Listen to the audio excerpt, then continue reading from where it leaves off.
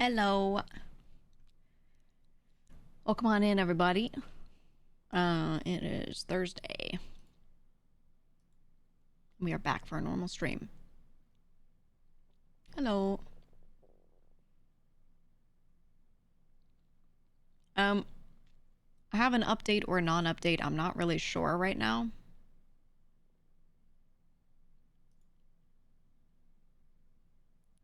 So I can tell you vaguely about some things, and I feel like rather than holding some information and wait and then tell you only when things are done, time is of the essence. So I want to tell what I can right now. So this is related to merch specifically. Not my current merch. The current stuff that I have on sale is all through my own store shit. That's all fine.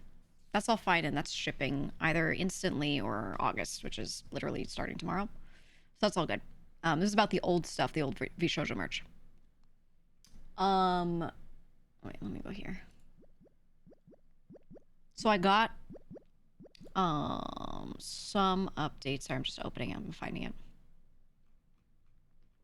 Okay, so there's some stuff I still need more details on. And just the problem is that, like, I just don't know that I'm going to even get that stuff. So I'm waiting to see if I get that information to know how certain things are going to go or whatever.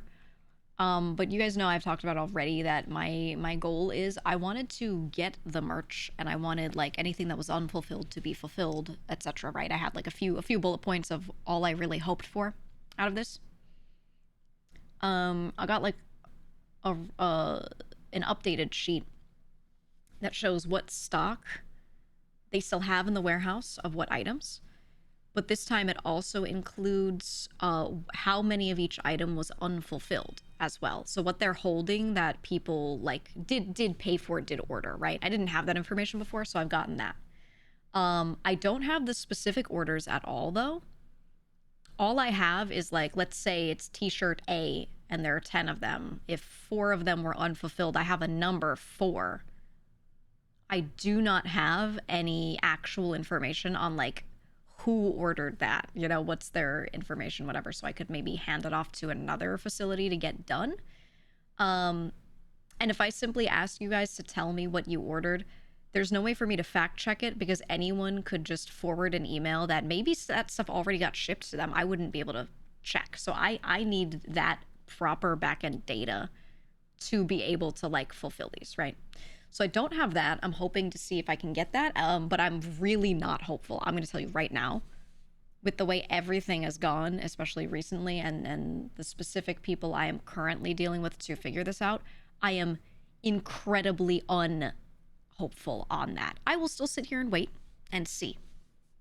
It does seem like some of the people that are working on certain things are doing that up until Friday, and then that's it. Not that they're even working on this stuff, just working on some stuff in general.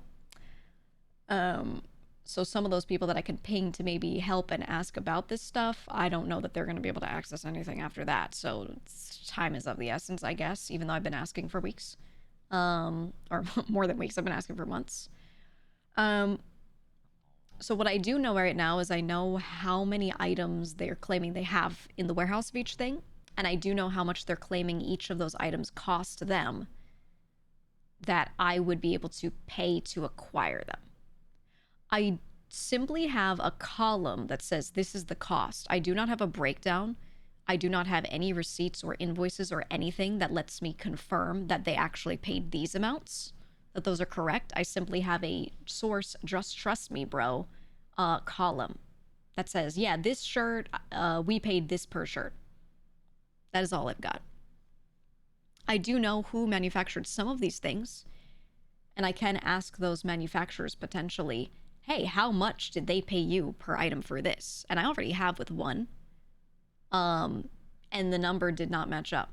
There could be other things involved in this number that make it make sense, like, yeah, we added in the cost to store it or something like that, potentially, but I don't know that, and I have absolutely no receipts to be able to confirm that at this moment. So I'm hoping that I can get those things.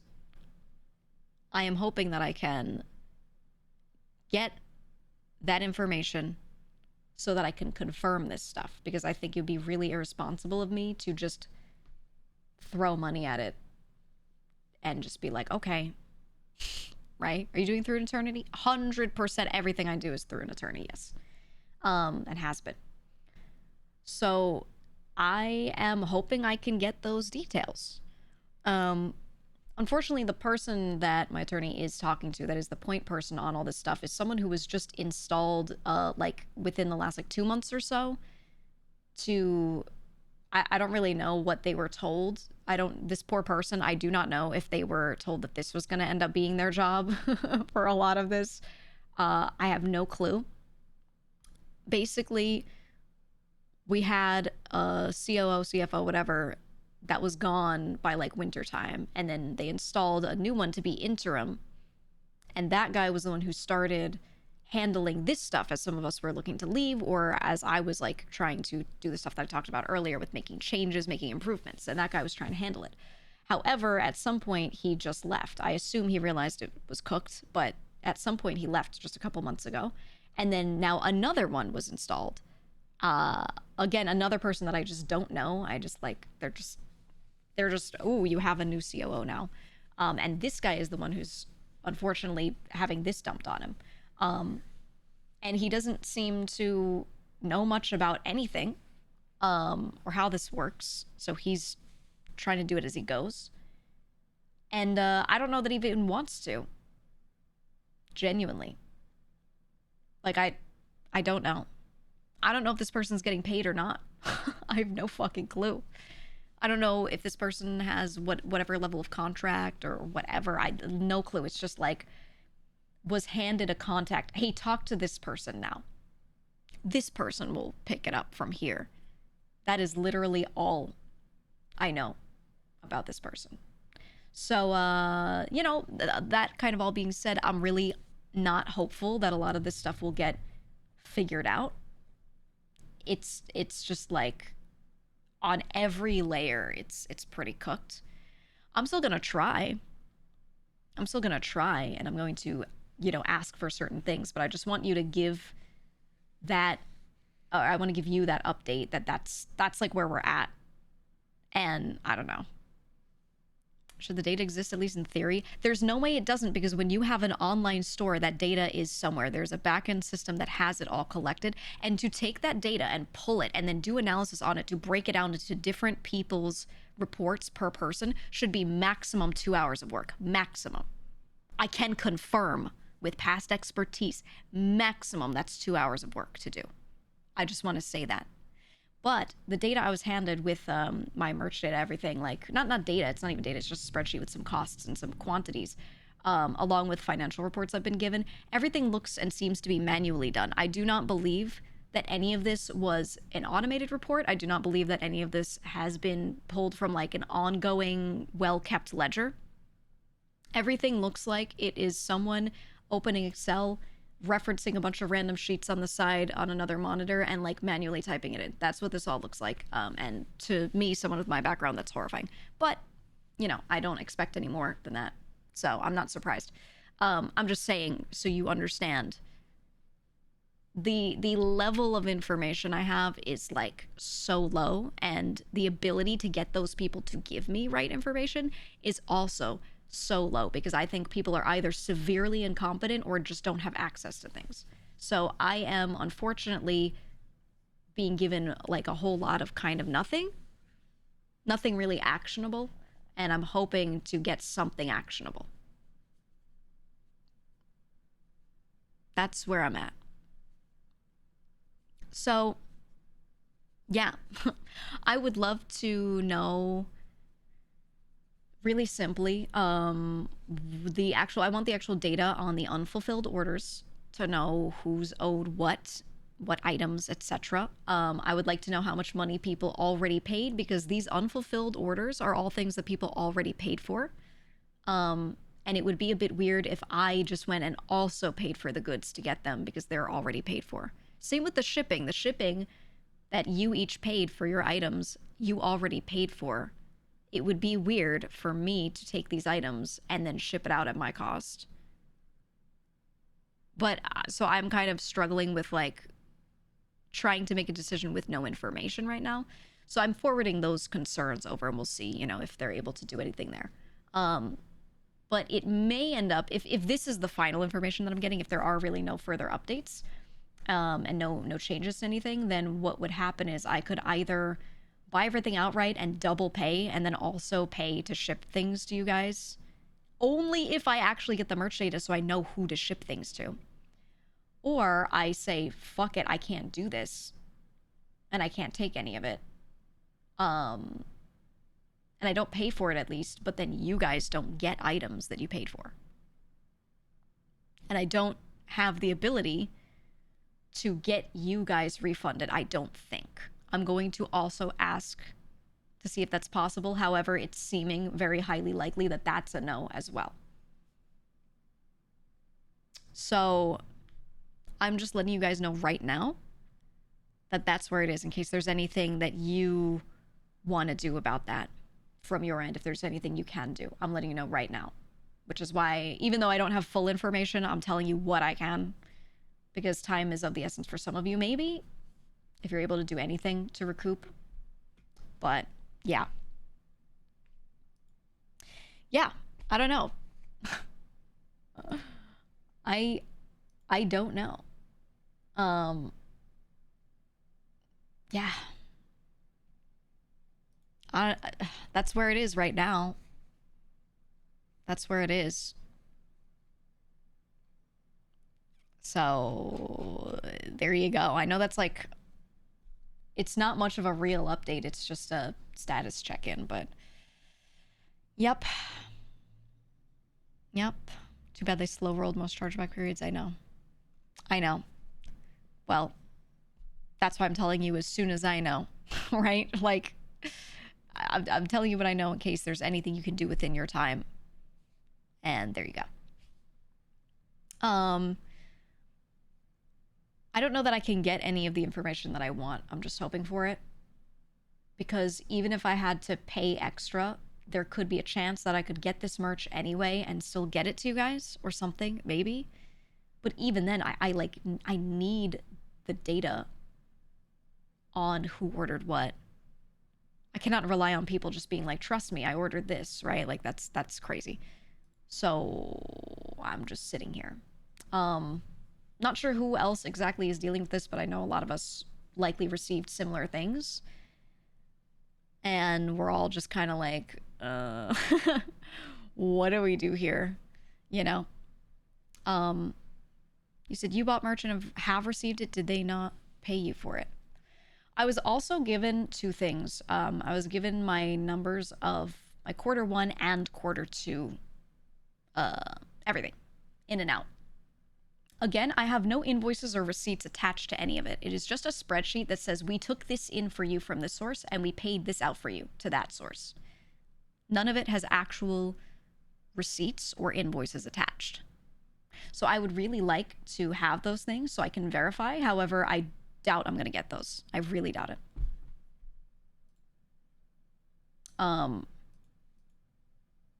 And this also has $0 listed for Q2 for like merch money for everything. $0. I'm gonna double check with them because many of you have ordered merch from April to June for Q2. I know you have, but it says 0. So if there's a chance that this just doesn't include that merch money and they missed that, I will give them that chance to give that to me.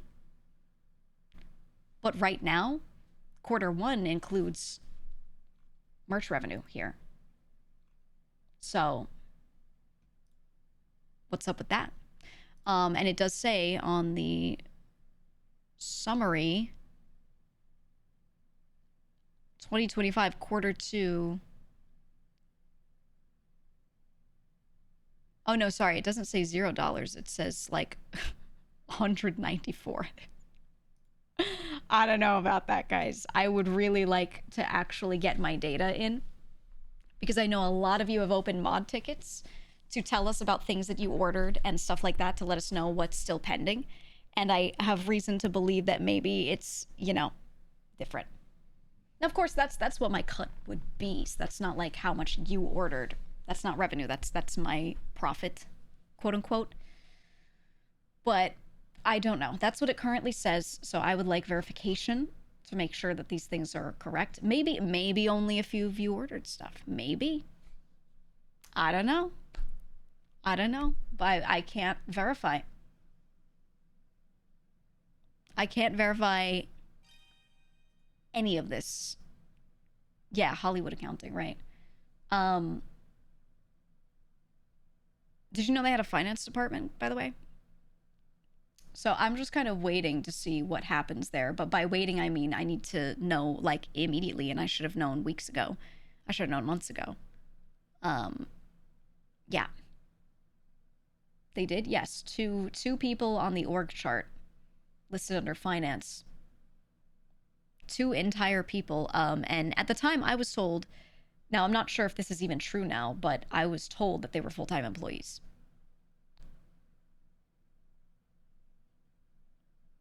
That's what it was told, what was told to me. I don't know if that's even correct. Maybe they were just like like contracting 1 hour a month or something, you know, like I don't have the visibility on that, but that's the information I was given earlier. So yeah. Yeah, maybe they were asleep the whole time. I don't know. You know, and it's hard for me to tell if these people were actually like on the books full time, getting paid full time, right? And just didn't do anything. Or if that's just what some people said about them and they weren't actually, and that's what was told to me, right? And to others to make us like not worry. I don't know. Or what if that's old info? Oh my God, comrade.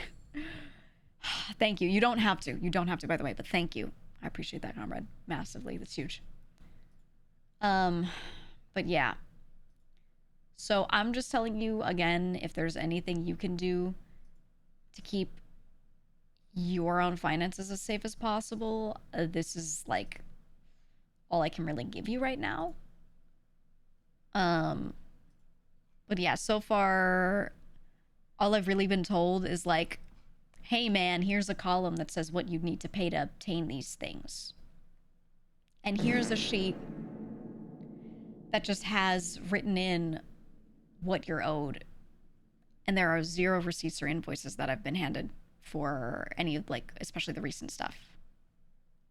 So that's the kind of thing where I'm just like, I don't know what I could even do about that other than request that information. Right? That's it.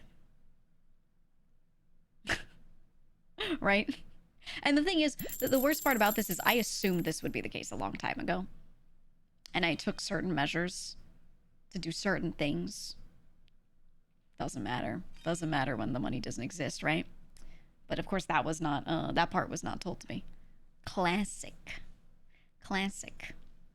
And hey, thank you for that, Taka, thank you. But yeah, here we are. So, yeah, you said crazy how some got all the ordered merch and some never did. How the F was that unhandled? Thank you, Ren. Thank you.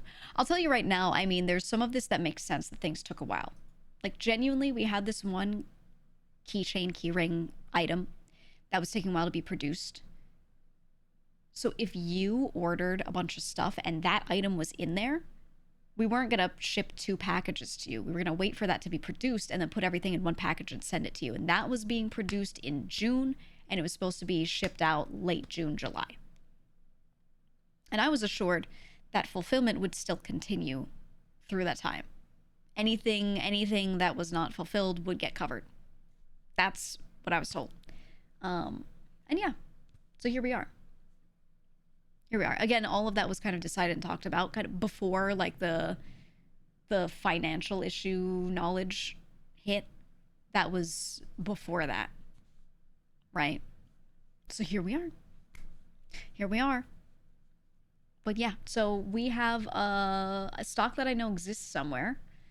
I cannot just simply go there and grab it just cause. That would be illegal, I think. Maybe? Probably.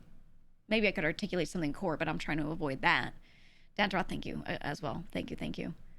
So there's that. So I'm trying to find ways to obtain it.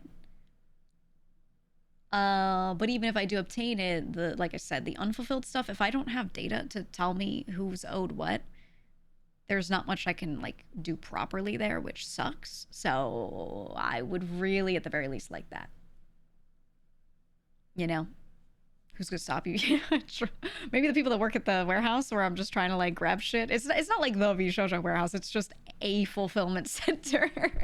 So if I show up and I'm like, give me the box, they're gonna be like, who the fuck are you? So no, that's not really not what I'm looking to do, you know, necessarily. But still that's the status of it. I don't know. All I want is like any data, any receipts pertaining to me. They don't even have to sort and organize everything. Just throw it all at me so I can check it, because guaranteed the work to do all of this would take me a day maximum. Sitting there and sorting through, like taking my my financial data that I have, taking the invoices, the receipts, and putting them all into a ledger, and then breaking them out per quarter, calculating in and out. This is literally an hour's worth of work maximum. And there's no one who can tell me otherwise. I know how this shit works. Very, very well. I know how this works all too well, okay? And this is like an hour of work. That plus the merch stuff. There's no reason why it should take more than a day to do this. So I just want that handed over and I'll do it. It wouldn't even take me much time to sort all this shit out. It really would not. They could just give me a fucking CSV. Throw that shit in Tableau, brother. You know, throw that shit in Excel, brother. Like this stuff can work very easily. Like it's not even hard. It's not even hard. So I just want that information. And that's it. We'll see. But if I don't get that information, what can I do, right? Yeah, go ahead, bite. Go ahead, bite. You ran Cyprus better than they ran Rishojo. That Cyprus was something I felt like I did a half-ass job, man. I don't know. Can you comment on the number of unfulfilled orders? I can maybe talk about items. I don't know what orders they're separated into. That's the thing. It'll just be like this shirt, therefore not sent out. I'll tell you right now, the fidget keycap that you guys ordered, 153 of them have not been shipped out to anyone. I don't know if they're parts of bigger orders or alone or what. 153 of them are listed as unfulfilled. Imagine me paying for shipping for 153 of those, just cause. And that's just one item. Right? It's similar with the keyring, the 3D Boris one. You know? And that's just what they say. How can I even verify it? Yeah, that's of one item. And if, let's say you ordered that plus a t-shirt plus a poster, I don't have the order information. I do not know what's bundled together with what for what person. And that's it. Yeah, and that's the thing is like, they could declare bankruptcy and they could declare the merch in the filing or something. I don't know what'll happen with that. So that's why I think time is of the essence too. I don't know if/when they're doing that. I assume if is not a question. I assume it's when, but I don't know. And yeah, they could just be like, hey, this is a thing that we have and we're liquidating it or some shit. I don't know. Right? And will I be able to grab it? Will any of you be able to recoup costs if that's the case? Maybe not. Maybe not. Maybe I will. I don't know. And if I try to take it in certain ways, they can try to do like clawback and shit like that. So I don't know, man. I don't know.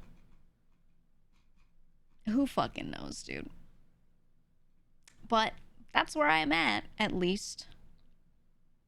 What'd you say? You said, as someone who's worked in this industry for easily 10K plus hours, there's no one this incompetent. It has to be on purpose. I'm being really nice as I talk about all this stuff. I'm being really nice. However, I agree. As someone who has also put a fuck ton of hours into these types of things,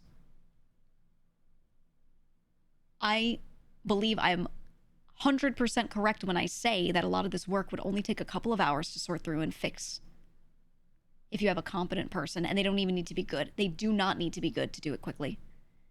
I cannot think of any reason to not have this information already sorted and be ready to give out. I cannot think of a single good one. I genuinely cannot. And that's where we're at. And if you could think of one, congratulations, but I don't know. He said at least Cheeky has never let me down. Exactly, and that's why we work with certain people. Incompetency isn't a word. You think of incompetence, but no, there's no level of incompetence that lets you be doing this unless you literally close your eyes and don't work at all, or you purposefully do this, realistically. So yeah, I have no reason to sit here and claim anyone has any type of good faith or neutral faith or anything. Like, I just have to sit there and I just have to sit there, right? There you go. I don't know, man. I don't know, but yeah, the books are cooked. The books are so cooked, from what I'm seeing. Either that or it's being withheld or something. I don't know. I just hope they can, you know, they have today and tomorrow for sure to work on that a little bit. And like I said, they could just hand me information and I'll work on it. But I don't know if the people who are able to hand me things have that information themselves. I don't know if they're even given what I'm asking for. Right? How would I know who, at what point, who is holding what? I have no way of knowing. Yeah. So that's why I also, like, this is why in this whole situation I've been like, hey, I don't want to point specific fingers at certain people or whatever, because all along the chain, there is no good way to know without crazy levels of investigation who knows what, who has what, etc. There's some things that I know, but, you know, a lot that's just so obscured by all these layers. So what can I do? Right? Ask again, send an email through my lawyer again, right? So there we are. Did they take the money and not pay the manufacturer? Is that the issue, or is it something else? I checked with 2 manufacturers. I don't know who manufactured every single item, but I know some of them. And those 2 manufacturers I did contact and double check to check if they were paid, double check that they did ship those items over and that they are in the warehouse, things like that. But those, so I did due diligence for those that I am aware of. The fact that you had to check with the manufacturers, that's a level of insanity I'm not even gonna start complaining about. I'm not even gonna start on it, but just know that I did that. I spoke to 2 manufacturers and said, can you answer the following, and sent them a list of questions. Were you paid? Did you ship these out, etc.? How many? Can I get a confirmation of how many, etc.? And they told me anything that they could. Did you have a contract with them? Did they NDA you? Like those kinds of questions as well, etc. So I have answers on some people and some of that stuff. But again, that doesn't get me to an endpoint, really. But I've done what I can. Right? Ricky mentioned being 15K, out 15K from the Mata merch. Was he not paid? That'd be really funny if any of my stuff wasn't paid for, but they tried to charge me for it, right? See, and this is why I want the receipts of all that stuff. Do you understand why I'm like not immediately like, yeah, let me just buy it up? This is why I think I need invoices and receipts to be sure that things that are in the warehouse were paid for before I go paying for them to help be sure to recoup their costs from it. Because if they genuinely paid for something and I'm covering that cost, if you put everything else away, notwithstanding the other stuff, that alone in a vacuum is fair and that's fine. But I need confirmation. I need to know, right? So the receipts are in a boating accident. Yeah. Yeah, I don't know. There might be storage fee for everything in the warehouse. I mentioned that. Yeah, the numbers don't give me anything other than here's the cost. And it's listed as COGS, cost of goods sold, which it should not include those other things, but it might according to their definition. I don't know. I don't know. But yeah. Sold to who? We don't have them. No, you're starting on like pitchfork over some stupid shit. Sold to the company to hold it in the warehouse, okay? The order of operations is you talk to a manufacturer, they make an item for you. You buy it from them at cost. Whatever they charge you for it, you buy it, and then you put it in a warehouse. And then from there, you then sell it out of there and fulfill everything out of there, okay? So you've paid some overhead already. You know, you had a shirt you're selling for $10. You paid someone $7 for it. So you sell it at 10 and you get 3, and then that covers maybe shipping and maybe you make a little profit or whatever it is, right? So I'm checking to see if that manufacturer was paid, right? That's what I'm saying. That's the step I was looking at. Because that's really all I can do. Like, what else can I even, I don't know. There are a bunch of steps where I can't do anything unless I have access to the data and all that. So I'm just sitting here kind of waiting to see what I can get, you know? So yeah, so I've been able to confirm with 2 manufacturers for some items that they were paid for some stuff. I don't know who the manufacturers of the other items are, so I can't really check with them unless I can get that information. But again, I have no information. I have a spreadsheet that's literally like, here's the SKU of this item, here's how many we have, here's what the cost, just a general like here's what it would cost you to buy it from us number is. Here's how many were unfulfilled, and here's how many we have in stock unsold. That's the information I have. Pay us for this, and you can have it. Like, oh, right? Yeah, yeah. It's not really like actionable. It's meaningful, but it's so incomplete. It's not actionable. So I'm just trying to get it to a point where it's actionable, which again should be like an hour's worth of work if I have the right information. I think sorting through stuff and pulling the right information out and handing it to the right person could take an hour, and then another hour to just sort through everything. Boom, you're done. That's what I was saying earlier. I was like, this should be max a 2-hour job to get done. I don't think it's that hard. I know it's not hard at all. I don't know. I don't know. It's just it's so many levels of neglectful. And then again, the people who are trying to work on stuff right now are people who are like, they have recently learned of this, allegedly. Allegedly. They've recently learned of this. I know at least one genuinely recently learned of this. And I don't know. I don't even know who is still in the background working and who isn't. Who's already like let go and who's not. The only ones I know of are ones that have publicly posted about it or directly told me that they're like not there. But even the whole time I was there, I didn't even like get to know and speak to a lot of these people on the back end to begin with. So it's not like they would be DMing me about this. Right? So just wait. They give you the auth token. Turns out they just weren't storing the data. 100% it exists in a Shopify database somewhere. It's probably everyone's shit from the whole store all together in one. But if you do anything through Shopify, which almost every online store does at this point, there's an entire platform. Okay, there's a login. You log into a platform and it gives you this data, and all you have to do is just separate it out by certain items were for certain people, and then hand that to those people. That's all you have to do. That's literally it. Pulling that data, saying this SKU belongs to GEEGA, this SKU is for Zen, this SKU is for whatever. That's a little bit of manual work.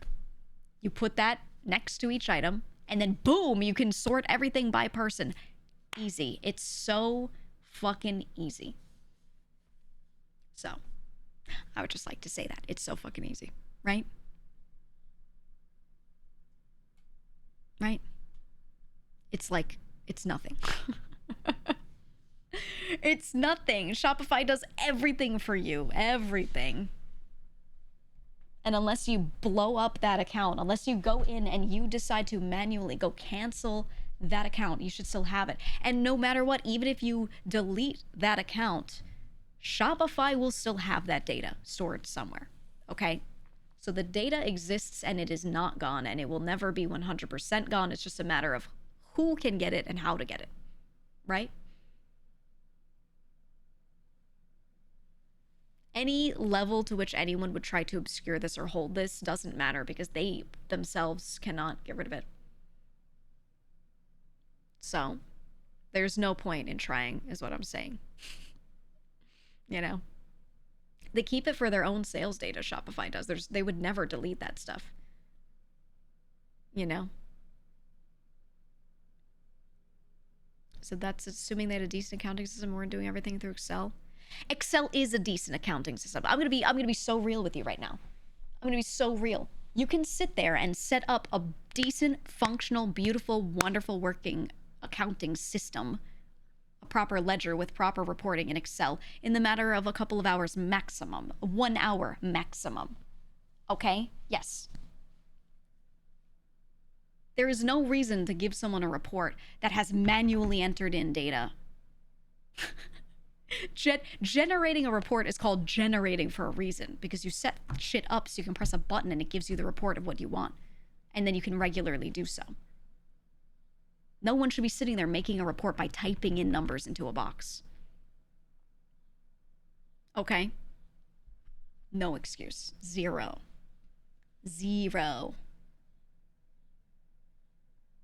And me of all people, I know I haven't shown you guys my resume. I haven't unfurled my resume in front of chat, but there are other people on the back end that 100% know. I've told them some of the things that I did.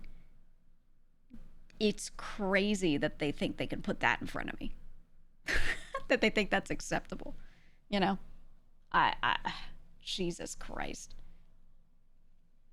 I cannot begin to describe the levels of crazy that is. Their mistake was not using VBA, which is why their Excel sheet was inferior. That's the thing too, is you don't even need to use VBA to make some really beautiful reporting system for simple data.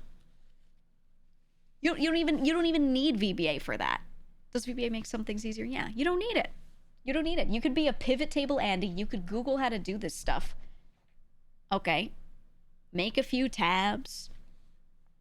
Have a few things refer to some other things. Do a little data validation tab and tell it what it means. Blah, blah, blah. Easy. Easy. You don't need to... I don't know. Don't mention Power BI. My chat will throw up. But it would be so easy. All right? I don't know, man. I don't know. Said Excel skill level ceiling's massively high, so people can do actual magic in Excel. It could do whatever you think it can do. It can do 1,000 times more, yes. But you only need to do the bare minimum, the scratching of the surface, to get a simple merch data report together, a financial report together on ins and outs of a ledger, right?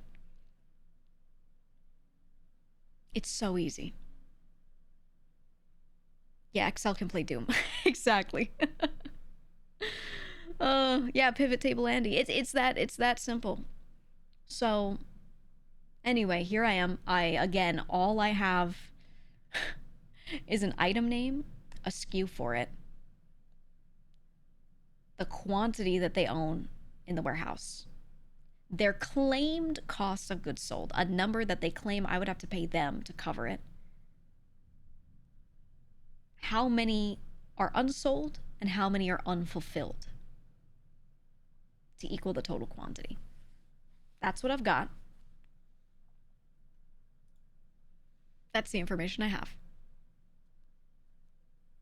And again, I have no receipts or invoices to be able to verify any of this information. I would, if I paid for it, I would just be trusting that any of this is correct, and then I would buy up the merch. I'm going to ask for some things because there's a chance that they just have not gone through and analyzed some extra stuff, like what would it cost if we offset it by, you know, the things that are unfulfilled, etc. Even then, do we know what it would be if They also included the shipping money that you guys paid to hand over so that I could go and get that covered. Can they even pull that data? Do they even know how to do that? Do they know how to press that button? Do they have access to that account to press that button? I don't even know. I don't know. I don't know if the people who can do that stuff are even like around still. Right? So unfortunately, that's all the information I have for you guys. That's all I can tell you. I'm going to do, look, if this only affected me, I'd handle things very differently. But because it affects you guys, your money, items that you've got, I'm trying to be very nice. And I'm trying to request the right information, point out what's missing and why I need it, talk through my lawyer, and see what I can get. Right? If this didn't affect me at all, it'd be very different. But we're here. So, you know, it's not just my money. Right? It's not just my stiff. Your Horizons merch will be coming in. That's why I wanted to work with them again. Honestly, they did a thing with me at WeebCon, and they were like, "Hey, we do this thing where we've got like metal cards that we do, and we're doing something at WeebCon. Would you like to do it?" And I said, "Yeah." And everything went smoothly. Everything was priced correctly. I was given all the information I needed and wanted to see to feel comfortable with all of it. Anyone who ordered stuff, it was sent really quickly. And that's why when they reached out to help me when I was like trying to figure out what to do with debut and if I could even get like, you know, merch out and whatever, they were like, "Hey, you know, we're here if you need us." And I was like, you know what? 100% yes. 100% yes. Because they've not done me dirty at all. You know? So, yeah. Appreciative of that. Appreciative of that. So for now, I'm just going to be working with them because, you know, it's about the information for me too, right? Like being given that info is most important. So I can, because I like to check up on shit as it's going along. So being able to do that is important. And I haven't had merch issues with anyone else before this. We've done merch with other third parties previously as well, and they've all been fine. They've all been totally fine. Except for one, but that was just them being kind of shitty. They weren't trying to like do anything crazy. They just did a shit job. That was them just doing a shit job. But that's different in my mind. Doing a shit job versus like this level of holding everything away from me, totally different. Right? Still a good. Just imagine being ranked lower than Uwu Market. Yeah, I hope they've gotten better over time. I don't know. Well, they're still operating, which is good. Right? That's a good sign, at least. No, some of you waited over a year for the stuff from them, and I didn't like that. For obvious reasons. Yeah, they were slow, but they fulfilled it. Right? So, I don't know. I don't know. But it's insane. It's insane. And then I'm looking at like my financials as well, what they're telling me I'm owed, and I'm like, how do I know that this is what I'm owed? So I'm also going to try to request any way to verify that I'm owed what I'm owed, maybe. Any receipts, any invoices, anything. But it's another spreadsheet that is just source, just trust me, bro. I was provided like one receipt for one sponsorship a long time ago when I asked for it. And I wasn't provided it when I asked for it. I asked for it and then was given it later. I asked about one thing and I was like, "Thank you." Since then, that's it. That's it. I'm not ever shown a single invoice or receipt. They could have just had a folder somewhere that they would dump all this stuff in relating to me and I could go check it myself later. You know? How do you do taxes? Well, you only have to pay tax on income you actually get. So it doesn't matter unless you get paid. So if they pay me anything, it is income and I pay taxes on it. But the other shit, you know, that's how you do your taxes, dude. It's whatever ends up in your account is what you pay taxes on. You know what I mean? So yeah. So here we are, man. Here we are.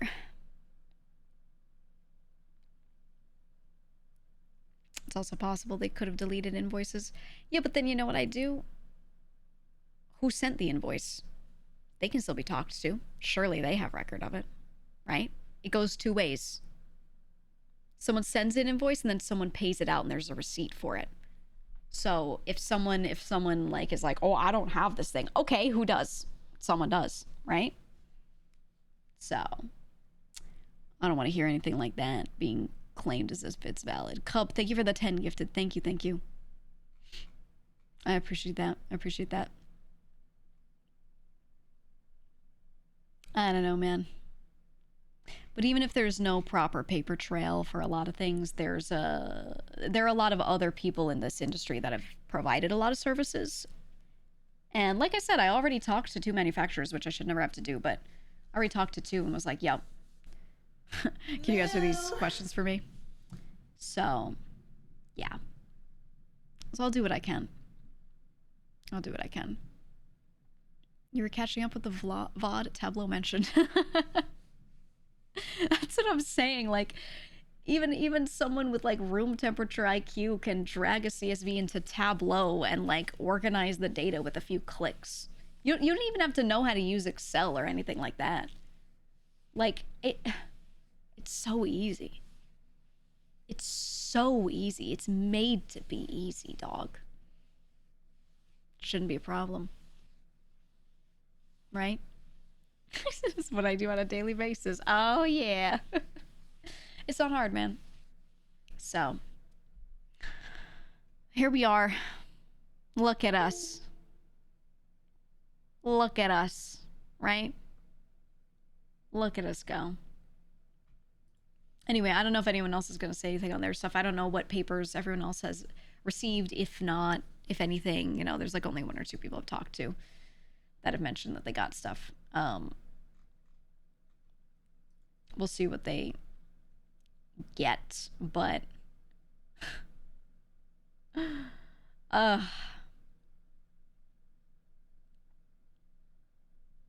don't know. I know one of us was just told like something that indicates that the person who's handing us this information doesn't even know what merch was sold and what wasn't. Like, I don't think anyone has this data that can hand it to us right now. We'd have to poke further. And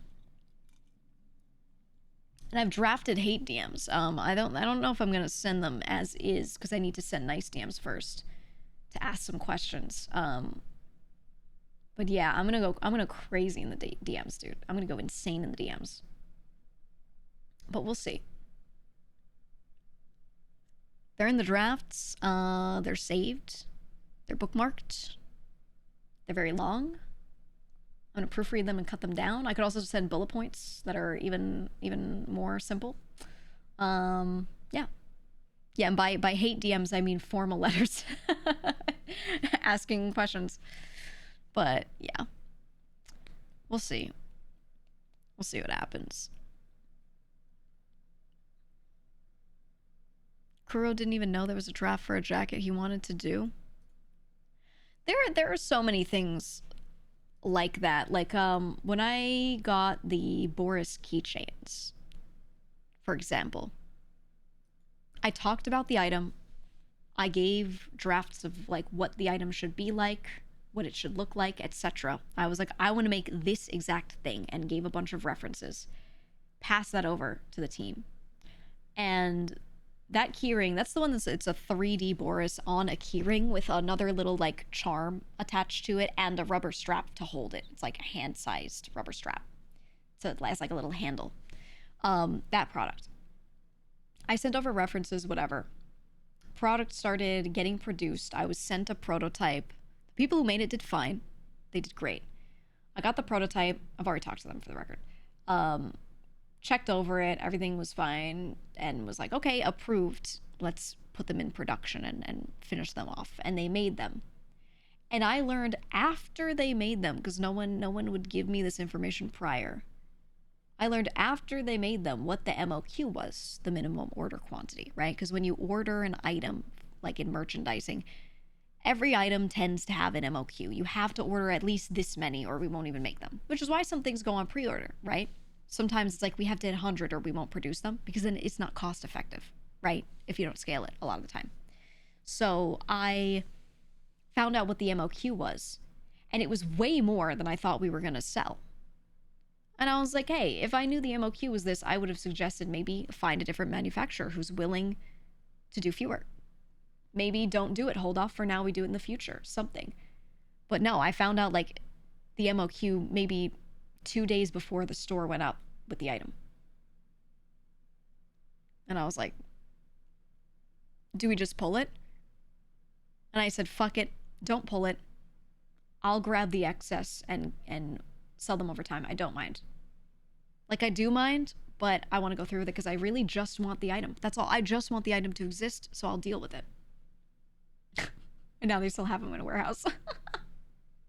Manufacturer was very nice. I contacted them and I was like, hey, just double checking you made this many. You were sending them over. And they were like, yes, and et cetera, et cetera.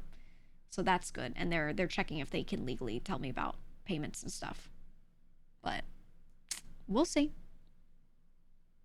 We'll see what happens. Manufacturers in general put low quantities on low priority, right?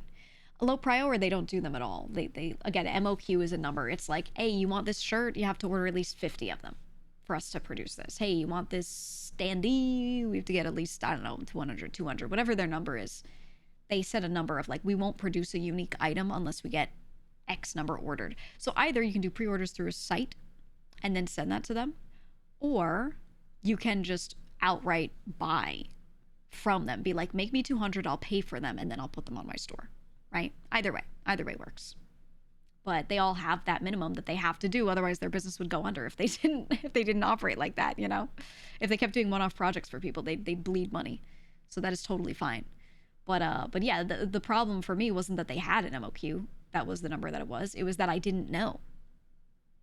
I didn't get told, by the way, we're ordering this many for you. Until like, and we were running down to the wire on it. So I was like, look, I know this was done quickly, but like, I would have maybe said, let's not. Right? So there's always been a lot of stuff like that, that I have complained about all along the way. And I know my manager has taken those complaints from me and pushed them up, and then they just kind of like dissipated.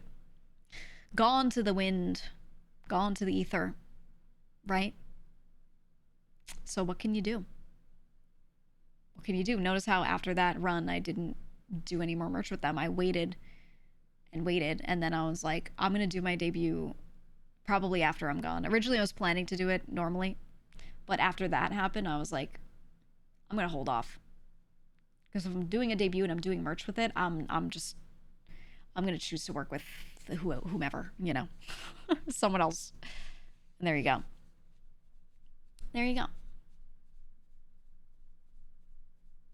Right?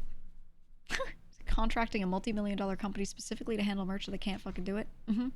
There are people where that was their whole thing. That was all they wanted handled specifically. Everything else was just extra good on top, right? There are people where that was their main thing. And you know, I've said this before, we had someone earlier over the winter that came in to help us kind of work on a newer merch system who did really well. That employee was really great. And my Inquisitor merch was done on his system. And with, there was someone else that was like brought in as well to kind of pick it up from there. And the two of them did a great job. Genuinely. Like, that was good. And I was like, nice, we're cleaning this up. We're fixing that up. That's good. And that drop, again, that drop went well. And then that person, I think, was let go, or they were only going to be there for a certain amount of time. I don't know. I thought they were going to stay with us. I had no clue. At some point, they just disappeared. And then my next drop right after that, I was already working on, right? And we did it, and this was like without that person. And there you go. And then it's like, oops, the MOQ, oops, this, oops, that, right? And I'm like, fuck, man. Right? Like, I really liked that person who was working on it. And that's why over the winter, a lot of us were like really confident about this stuff, because it was like actually going well, right? There were things that like had ups and downs for sure. So I don't know. Miss that person. Miss him. He was great. He was great to talk to. He was one of the people too who sat in a meeting with me and talked to me about stuff instead of just passing information to me through my manager or something. Right? Like he actually sat with me and talked about my shit. Which I really appreciated. So, yeah. And I was like, damn. Someone competent. That's nice. That's cool. But, you know, here I am. Here I am. Say how they, you're curious how they lasted this long. How the hell did they last 5? Well, look, I'll be honest. Like the way I did some stuff, there was a lot of money that I did not have pass through them. Okay, so for me, a lot of not noticing certain things would be because there was nothing for me to notice because that stuff went straight to me. They did hold money from me for certain things. I didn't do a lot of sponsorships through them. Almost all of mine were elsewhere, right? They only did a couple. And each time they had sponsor money for me, one of the valuable parts of having an agency is that they can pay for things on your behalf, so you're not using your own bank account info, your own credit card, your own PayPal to pay for stuff. So when you have a company do it, you're giving one more level of potential privacy and protection. So what I would do is I would say, hey, you're holding this many dollars. This is what I was supposed to be paid from this sponsorship. Can you take some of that and pay this person for rigging a model? Pay that, right? Like big invoices and stuff. I would have them do. And the thing is, for everything that I checked up on, those were paid out for me. My shit that I specifically asked them to pay, I need to check on all the artists for certain merch items. But for the most part, as far as I'm aware, that stuff was paid for me. There was one artist I checked on and I was like, yo, did they pay you for this? And they were like, yep, they did. And thing is, I know myself. I'm a hard ass and I keep on it. I ask every week, okay, did we get this? Okay, did we get that? Who's paying for this? Oh, they are, I am, okay, blah, blah, blah, right? Like I was like that. But that's me and that's how I operate. So just because my stuff is getting paid out, and again, it's paid out from my own merch money or sponsor money, so like I know it's in there, it exists, right? Or it should at least. That stuff happens. That's good. So of course I'm not like asking questions about certain things. And, you know, so for me, that looks all right. There are other things that didn't look all right, but they weren't as concerning as like if they didn't pay those invoices or something, right? So I wasn't raising hell. I was just like, yo, this is a problem. That's a problem. What can we do about this? Very normal. I don't know what other members are doing or were doing. I don't know if they did the same thing where they had them pay out invoices through them, or if they paid everything and they just like had their money sitting there and were going to withdraw when they wanted to withdraw, or what.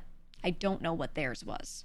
But I know with my shit, when I was asking them to pay for certain things, they did. So I'm like, I don't know. And it makes me wonder, this is tinfoil hat, right? I don't have any confirmation on this.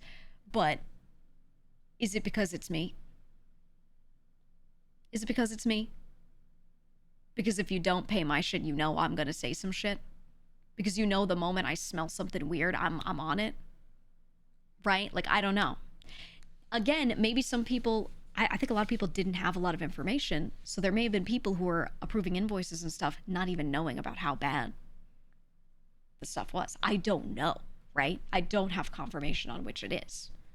But either some of the finance people like didn't know and were just paying my shit out just because I asked all the time, or people were knowingly making sure my shit got paid out because they know I would cause a problem. Which is it? You know, like both are really bad. Both are really bad. But yeah, I don't know. But I've been checking up on people, and most everyone has been paid. The only one that is unpaid for me right now is one artist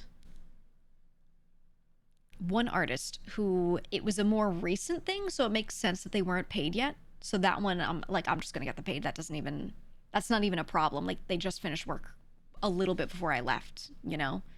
So I was like, okay, that one, I'm not even gonna attribute that to malice or anything crazy, right? That's just like, payment comes after, whatever.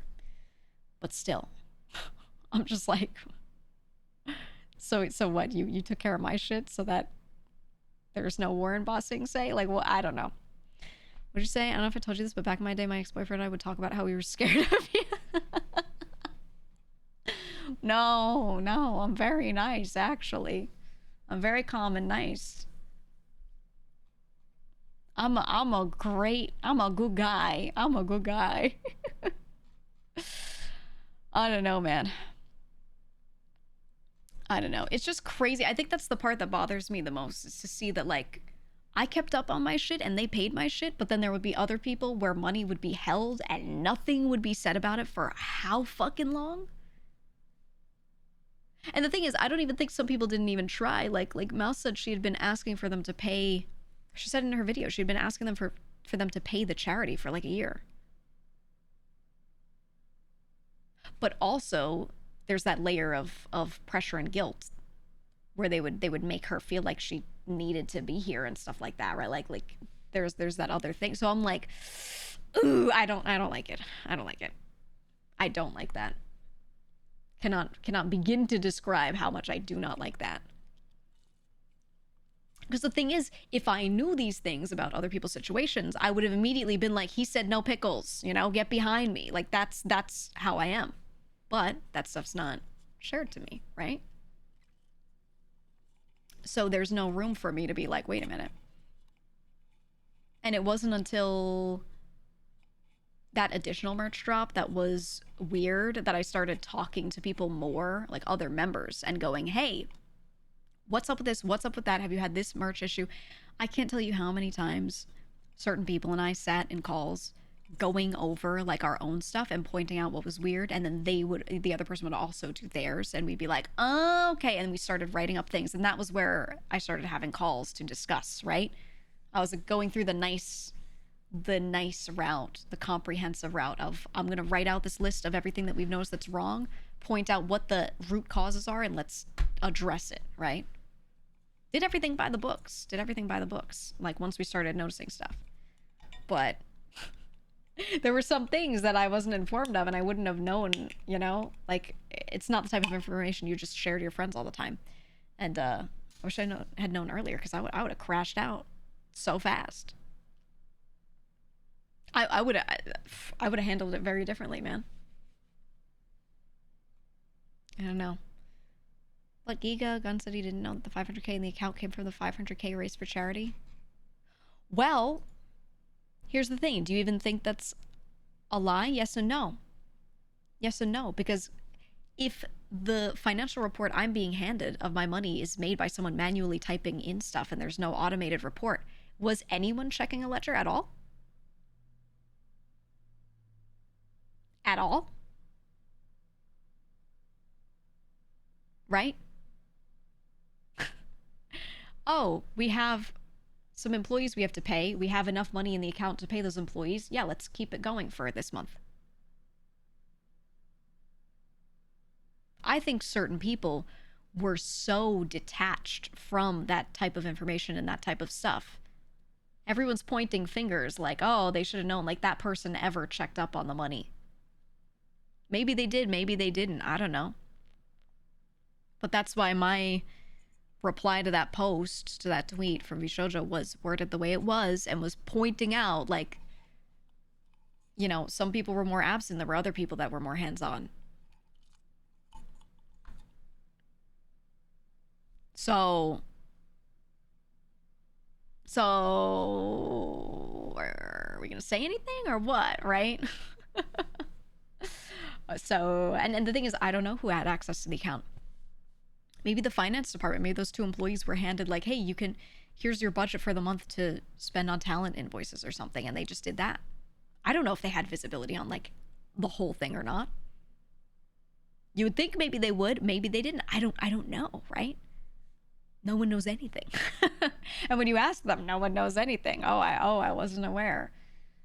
Everyone's like, oh yeah, I had no idea. And I'm like, did you? There's some people that have claimed to have no idea about certain things, and I know they did. I 100% know they did. Oh, I never said that. Oh, but I heard you say it, so. Right? Stuff like that. So, what can you do? What can you do? It's not going to hold up in court. Exactly. Not from either side, is what I'm saying. I don't know. Yeah, I think what's going to happen is everyone's going to shift the blame endlessly in a circle until bankruptcy happens, and then everyone's going to hope to close their eyes and just have things go away. They're going to hope that they can just close their eyes and no problems will occur for them. Right? Maybe if I just sit here and don't answer emails or DMs, the problem will just go away. What a great tactic. Which I've seen before.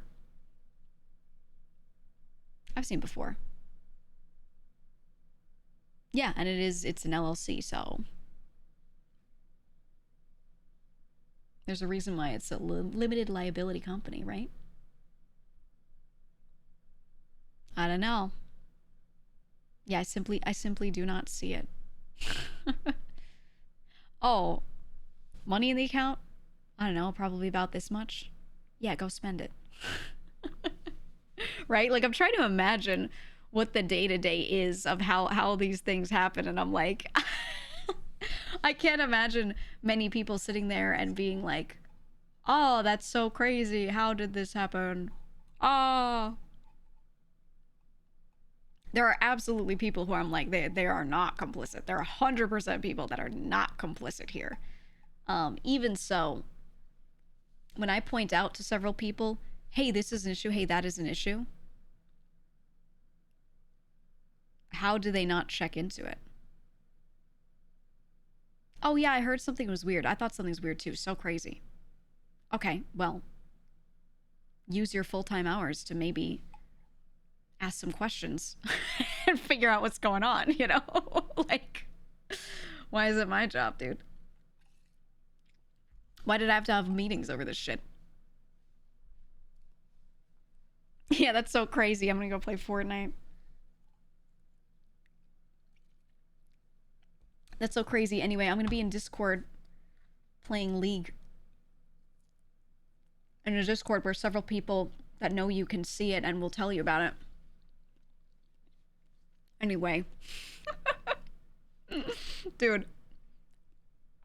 And I'm telling you, several people, it wasn't just one, several people told me, hey, by the way, this person that supposedly works for your company is doing this, doing that. they're playing this game, they're playing that game. They're literally in VC screen sharing. Like,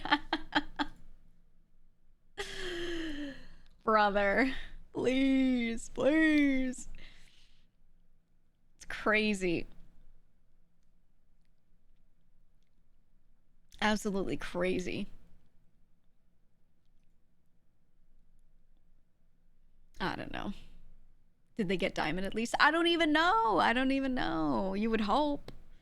You would hope. Oh, man. I don't know if you saw the clip, but Aethel had a crash out over some of the stuff Mouse told him in DMs. Someone sent me the clip where he was like ready to read my paragraph, and he was like, dude was fucking creaming. He was like, ooh. He was like, I've never been so happy to see a paragraph from her. It was funny. Someone sent me that timestamp. They were like, hey, just this part. And I was like, okay. Oh my god. I'm just glad, because I know there were a lot of people that couldn't say anything. Genuinely couldn't say anything. There are people that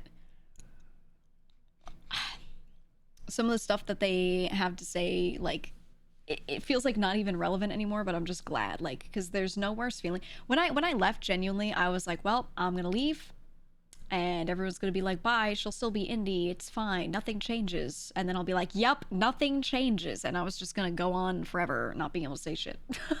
You know?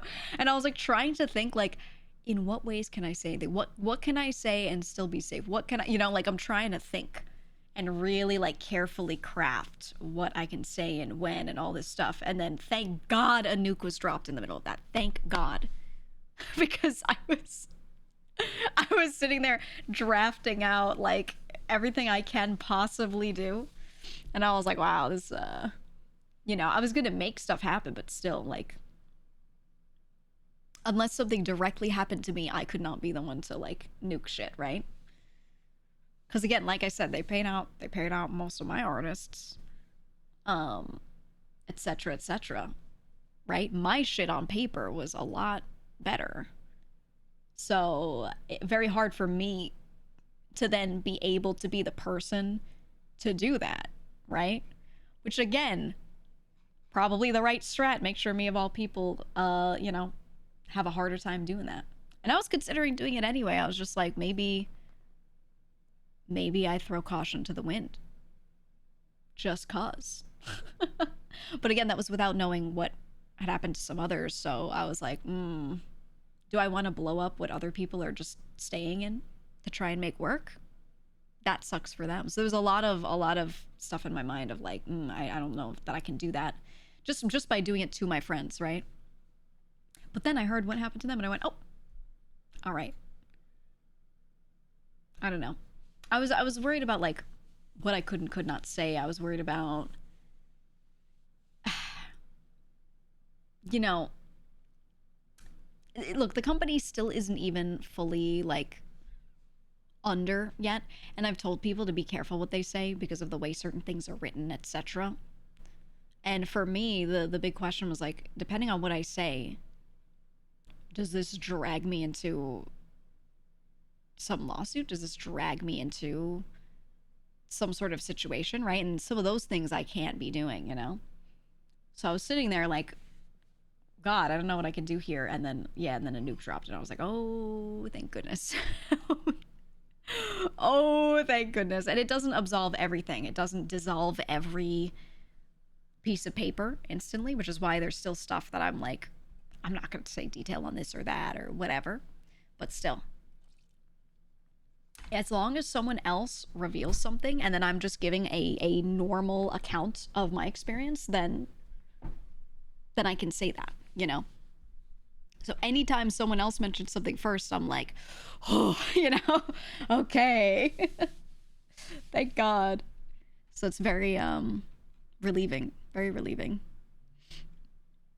Right?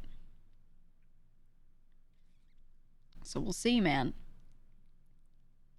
Said she's the most kind person. I'm glad she spoke up for herself and defended herself. Oh, Mouse, yeah. Yeah, it's the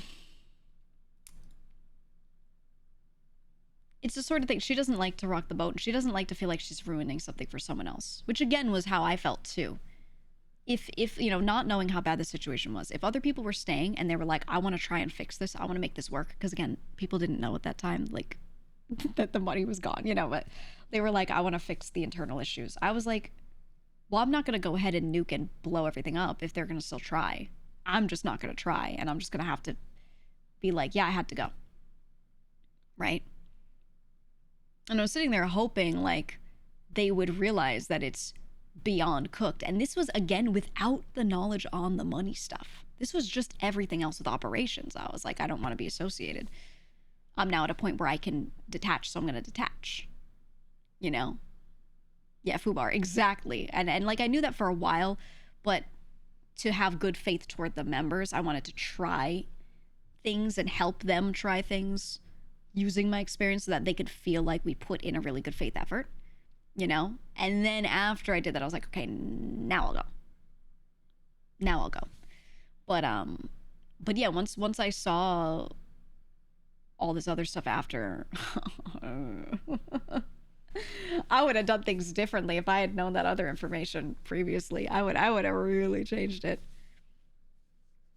Right? I don't know. What's the first thing you notice about them looking like it's not going well before getting in? The pitch. I think anyone with half a brain cell could look at the pitch, like the initial, like, here's what we do. We got funded for this and we only take these cuts. I was like, okay. Yeah, you're gonna get real profitable. I was like instantly, I was like, okay, And I said, do you have other plans to be profitable in other ways? Because if you have other plans, that could be fine. But if this is all you're doing with your business, this chunk of it is not profitable. And they did have other projects and they did have other plans. There was other stuff that genuinely they were working on, genuinely they're trying to do. I can't give information on those. Not at this time. They genuinely had other stuff going on. And I did see progress on those other things. The problem is, I thought those ideas were bad ideas. I think on paper, the overall plan, I was like, this could work, but the specific ones you're doing here suck. They're not going to function. They're not going to work out. And I said, in my experience with my resume, I hope you'll listen when I say these things are dead in the water. But I believe a lot of the projects they were doing, whether they worked or not, could have been something you could throw at an investor to maybe get more funding to finish those projects or to work on something or whatever, right? Which is a valid strategy. I want to be honest here. That's a valid strat. But again, it just keeps you on a lifeline, right? Now you have another investor, or you have a second investment from the same people, who knows, right? And that is the strat that a lot of companies do. However, the ideas that they had, I thought, were not the right ones. They did not pan out. They couldn't finish all this stuff because they couldn't get the funding for it or whatever. At least so I've heard. And here we are. And I was like, oh man, if only I said in the beginning that these weren't gonna work. oh, woe is you guys. Like I had said from the beginning, you need something better, more tangible. Right? Because again, I've worked in that industry. I've been the person standing there going, this is why you should give me money for this thing. I've done that. I know how that works, okay? If I'm sitting there going, this one's not gonna get past a pitch, this isn't gonna work, it's not gonna work, right? Like that it's not gonna work. If I'm sitting there going, not even, oh, there's a good chance. If I'm going, this is dead in the water, which is literally phrasing that I used, you know? And so it's just, what can you do? What can you do? Right? What else could I possibly have done? I don't know, man. And I'm not talking about anything that's been shown publicly at all, by the way. I know there have been some things that are allegedly leaked, and I don't have a good way to tell you if those are true or not or whatever. It's not stuff that I've seen. I'm talking about stuff that I did see previously. I'm talking about other shit that you guys have not seen at all. Way before that. Okay? And that stuff I was just like, yeah, this ain't gonna work. You know? Didn't they have a game planned? I don't even know what happened with that. I can't tell you specifics of that yet. I will when I can, if I can. But yeah, there was something being worked on, and we had announced publicly that we were working on something, and we had a studio that was working on something. And internally, we were a couple of times shown some different updates and stuff. There were several iterations that had gone through in the like drafting, like idea phase, where I myself was like, I don't like this. My community does not want this, right? We should do that instead, etc. There was a lot of that kind of going back and forth, whatever. And then I had heard some stuff was moving forward, and then I never heard about it ever again. So there may have been a bunch of work done on it, or there may have been like no work done on it. I don't know. No clue. Just from what I was informed on, it was like, here's some idea phase stuff, and I gave opinions, and then it was like, okay, we're whittling down a little bit, and that was it. Plan for my new VTuber agency. Yeah. Phase 1, anime girls. Phase 2, Phase 3, profit. Phase 2? Why do you say it like that? Phase 2? Yeah, pretty much, man. Pretty much. But yeah, so I have no idea what was going on with the game stuff. And there was one image that was shared of like a splash image, and I had only ever seen the sketch version of that. But then someone was like, oh yeah, here's the final version. I'm like, when was this art done? When was this art done? I just like didn't know. I'm like, oh, that's news to me. Okay. Got no clue. Got no clue. The GEEGA community has released 3 games in the meantime. True and real. True and real. We've released 3 games. Just saying. Just saying. That is true and real. What about the streaming platform? I don't know what's been said publicly, so I'm not gonna really comment on that one. I'm not gonna comment on that one because I haven't. I don't know. I at this point I'm not keeping up with every little thing that everyone's saying. Do your well, we ain't getting shoujo chess boxing anymore. Now it's just chess boxing faction redeemed chat. Oh, I would love if we did chess boxing, dude. Oh, I wish. I wish, man. But yeah, I don't know. Didn't know it wasn't official. Yeah, there, as far as the game stuff goes and like that pitch deck or whatever the fuck, I don't know. I don't know. I can't confirm anything from that. I could tell you reasons why I could think some things may or may not be true, but I don't see the point in picking things apart like that because that doesn't really have to do with you guys. And there's some specifics that I don't think this is the right time to still give, you know? But I have stuff within that was mentioned that I'm like, okay, this is already talked about, like the game again. I'd love to know from the studio, like, what was even worked on. Did it stop when I last heard about it? Or did stuff go forward? Even if it would never get released, if there was more work done and I could see art from it or anything, I would just love to see it, just to see it, because I wanted to be involved in knowing what was going on with that. But I just don't know. Did they even have a studio? Yes, because we announced with the studio that they were going to work with. We're working with this studio on a game. So that was set, you know, which is why I can talk about some of that specifically. Like that was set. A game is not a moneymaker. Yeah, I think as long as it was like break even, assuming the other finances were okay, I would have been fine with it. It was about just doing cool projects. That was really like not even about making money. That was just about doing cool projects. And who knows, maybe us having a game, we could, and showing that we didn't lose a fuck ton of money on it, if that were the case, would have been a thing that we could have thrown at an investor and been like, hey, we could make more of this if we had extra capital. And maybe they'd be like, oh, cool, right? Who knows? And that's the thing. So it's not about these ideas being profitable. It's about, can I hook, line, and sinker somebody because I have this stuff in my portfolio under this company. We have games, we have this, we have that, right? Then you could do a report on gacha games and be like, if we had the capital, we'd make a gacha. Like, who knows? I'm not saying they ever suggested that. That was not a suggestion, but that's like a thing that you could potentially do, right?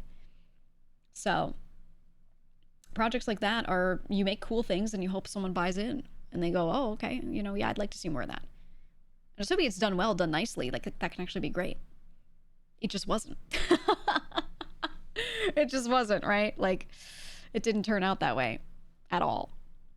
But the idea was, let's do cool projects with cool people. For sure. You know? And here we are.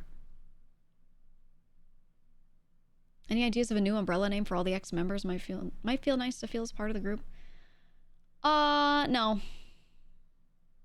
No, I think people need to be indie right now, and I don't think we need to name anyone anything or do anything, because then that also creates a weird dynamic of, do we start to feel obligated to do shit together when we don't have a corporate structure, like with certain types of projects and things that would be harder to do if we're not in a corpo together. So, you know what I mean? Like, you're adding social layers to things that operationally are harder now, and I don't want that look, because then people on the outside will be like, why don't you do this anymore? You're still together. And we'd be like, yeah, but it's not like a competent, like, it's just so much explanation, right? It sets some expectations and stuff that I think are a little crazy right now when people are just trying to do indie shit, you know? So I don't want to like give anyone that pressure to have to do something, you know? It's another layer of the dollhouse thing. Yeah, people are like, do this with this person. I'd love to see that with that person. And I'm like, brother, let people breathe. Oh, will you still do this project together? It's okay to like ask some questions, but sometimes the way people push, they're like, you should do this for Halloween. And I'm like, brother, let them breathe. Let them breathe, you know? Yeah, we just lost our company. We just lost our group structure. The employees just lost their jobs. Like, It's time to chill. And we're still dealing with the old stuff. We can't immediately. Some of us can, some of us can't. I don't know who can and who can't, but some people just can't hop into something yet. Right? Not even that they would want to. So, yeah. It's still, yeah, right. Like it's still actively happening for us. You know? Let people just chill and be friends and hang out and have fun whenever they can. Mm-hmm. Exactly. Don't push anyone together. Don't push anyone to do any specific things or whatever. It's just like I am friends with my friends and I'm gonna do things with my friends, and that's really all I need right now. And that's the way the others pretty much feel. They're like, I just want to do things with my friends because we all just went through this experience and are still going through this experience. Right? And the one thing we want right now is to just talk to each other and hang out. You know, nothing else. Right? Yeah. Mouse said other companies have been spamming her email with requests to collab and everything's fucking predatory. Oh, tell me about it. Mine since the day I left, not even with all this news. Since the day I left, I've been getting so many emails. So many emails, other corpos, other projects, companies going, it's time to work together. We have this and this and that. Do you need help with this? We can help you. We can help you. And I'm like, I don't need help. I really don't. I really do not. I do not need or want help. If I need to rely on anyone for anything, I already have people. I always have. I've already have. And those people have always been there offering assistance just cause, not because they see blood in the water and they're like, you know? So I'm going to work with the people that have always been there. Again, right now I'm doing merch with a company that I worked with while with the company. And they were just chilling. And they always were there to help just because I needed to work with someone for a con thing. And they were like offering, right? Yeah, I'm going to keep working with them. There are some sponsors that have reached out and been like, hey, we were there for you before. We're still going to be there now. And I'm like, great. I would love to keep working with you, etc. You know, like those are the people I'm going to focus on right now. People that are coming out of the woodwork. I just like, I have no, even if I have no evidence of them wanting anything crazy from me, there's no way for me to verify who has good faith and who does not. Right? So I'm just going to chill. I'm just going to chill right now. You know? You said, as someone who isn't super aware of stuff in the VTuber space, are merch and sponsorships specifically handled separately with separate companies who aren't a part of corpos, or are there more loose organizations that handle merch and sponsorships? There's a mix of everything in this space. So, some companies have their own staff that reach out to sponsors and get sponsorships for their talents. Some of them have their own staff that do their own merch pipeline. Some don't. With the shoujo, I was allowed to do both. So I could use their merch system, and then if I wasn't happy with it, or if I just simply wanted to work with someone else because I did, I could go to a third-party company and do merch with them. Right? That was allowed and fine. The only thing that mattered was that they got their cut realistically, because things were spelled out that no matter what, like, there was a cut owed. And that's okay. That's legal. That's what was signed. Totally fine by me. Right? That's what mattered. With sponsorships, similar, where if I got a sponsor through them, they would get whatever. If I got a sponsor elsewhere, I could still do that, but they would get whatever they get, you know? But who I chose to work with did not matter. And then how that's all worked out, what the cuts are, whatever, could be different person to person. So I'm not going to claim anything specific on any of that. But at least for me, yeah. You know? But yeah, I don't know. For right now, I'm just like... I already had my stuff set up. I have a lot of sponsors I work with just directly. I've got like one person who's checking my email and who does in and outbound for all of that, and they take care of that. I've got a couple different merch companies I could work with that I've done stuff with before and are totally fine. So I'm always covered on that end.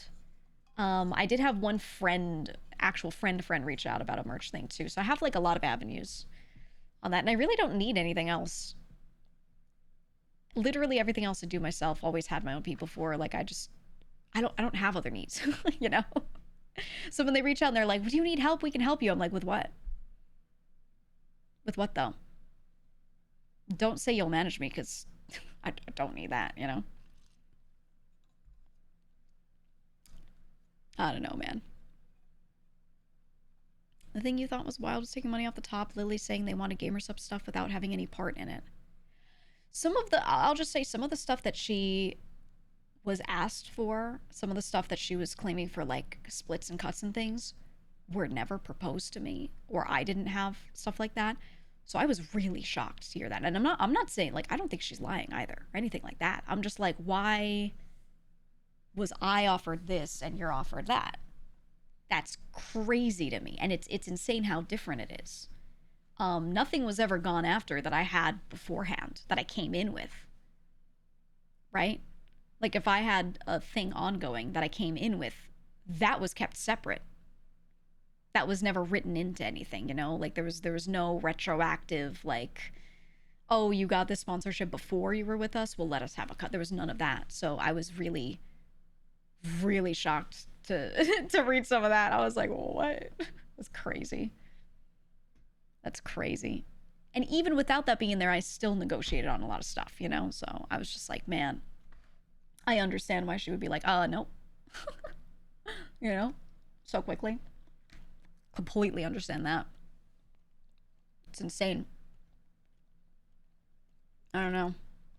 I also don't know the timeline at all. I don't know.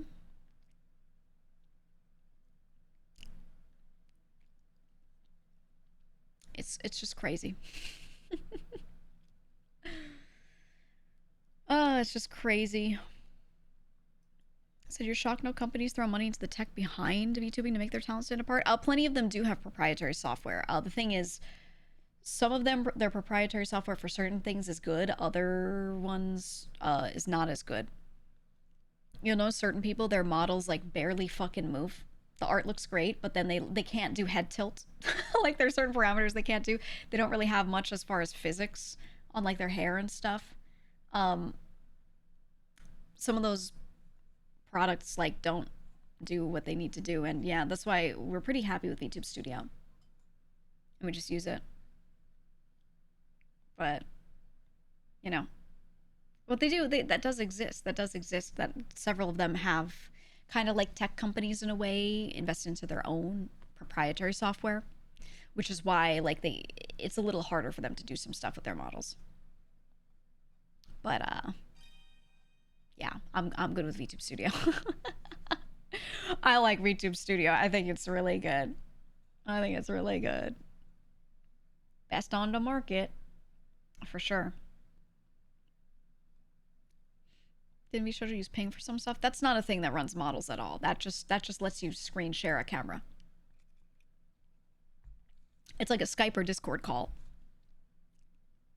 And it was just browser capturable. That was it.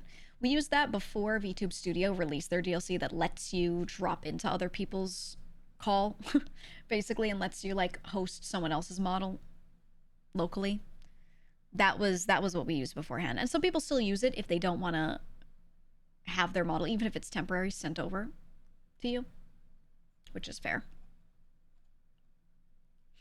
But yeah. So Denshi kind of killing it with VTube Studio. Denshi is great. Denshi saw a gap and was like, we need better 2D software that is open for people to use. It is not anyone's proprietary stuff. So he made his own. I think there are things with like the UI UX that need to be changed. But that's not his thing. His thing is making the program himself, right? Like that, making it function. The functionality of it base is what he's good at. And I think he did a great job. He did a really, really great job. So very, very, very glad he exists and has done all this. And I hope he makes lots of money forever. You know? Yeah, what else she said. I agree. That's the other thing. If you make like stuff for VTubers, you're trying to make money and you're like, I'm gonna make stuff for VTubers. There's not that many VTubers. It seems like there are, but it's a small market. There's not that many people that are gonna pay for a tool to use as a VTuber. it usually doesn't make you enough money to make up your development time that well. You'd be better off just working somewhere normally at some normal company with a normal job rather than making these tools. So that's why you don't see a lot of budding technology being made. There are also always free options, and people are not going to pay for your program. Because I can just open one of these free things and use it. Even if it's jank, people will always choose the free option. So, yeah. Yeah, it's just not gonna happen. You know? VTubers are not huge streamers. Yeah, there's only a few that are large and they've got what they've got and that's it. Right? So most of them are not big streamers, so they're not gonna spend that money. I don't know, man. Yeah, 100 people is a lot to be in a room with, but not to base a business off of. Right, right. Yeah, man. Yeah, it's top heavy. Exactly, exactly. I don't know. I don't know. This industry is just so like people keep perceiving it as a thing you can like milk cash out of, and you really can't. You really can't. There are only a couple of people that make enough money to hire like any sort of full-time team at all. It's literally a handful of people. Even someone the size of me, I cannot afford to hire like two full-time staff. That's fucking impossible. That's I could never. I could never, you know. So people will look at some of us and be like, "Oh, they must make so much. There must be like a way that they could float a company if we have a few of them." But not really. There's a lot of overhead. There's a lot that goes into this, and we need to save enough to live. So as an indie, yeah, you can do okay. But if your income is supposed to also support other people, it gets real dicey. It gets real dicey. And there are ways you can diversify income. You can do all this stuff, but it's such a big project. It takes years to get to that point. It's crazy. Also, no, Twitch has never like really turned a profit. So, as an example, it's tough, man. It's tough. It doesn't work like that. Streaming is just not crazy. YouTube does not make you money. Most people that have a YouTube channel, they lose money on the YouTube channel, and they just hope that people watching them on YouTube come over to Twitch, and maybe they make a little more money on Twitch because they advertise over there. Um, YouTube, the platform, makes money. I'm just saying the creators typically don't unless they're the biggest.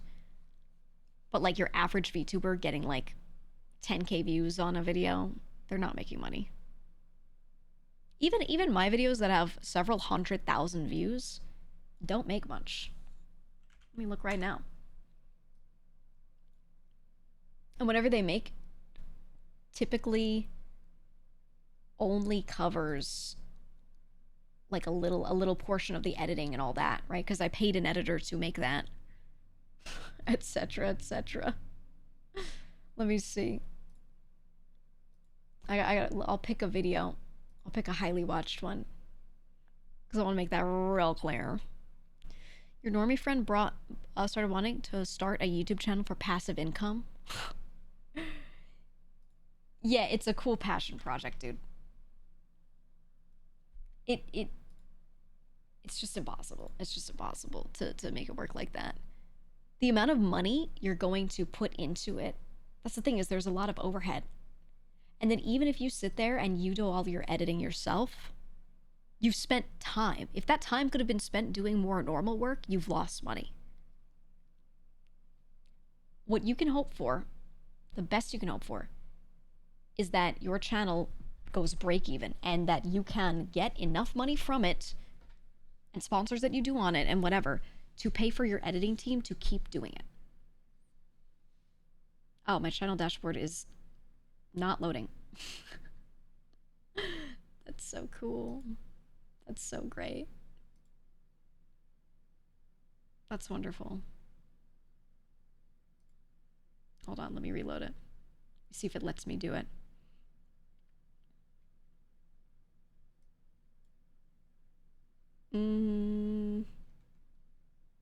What would be a good one?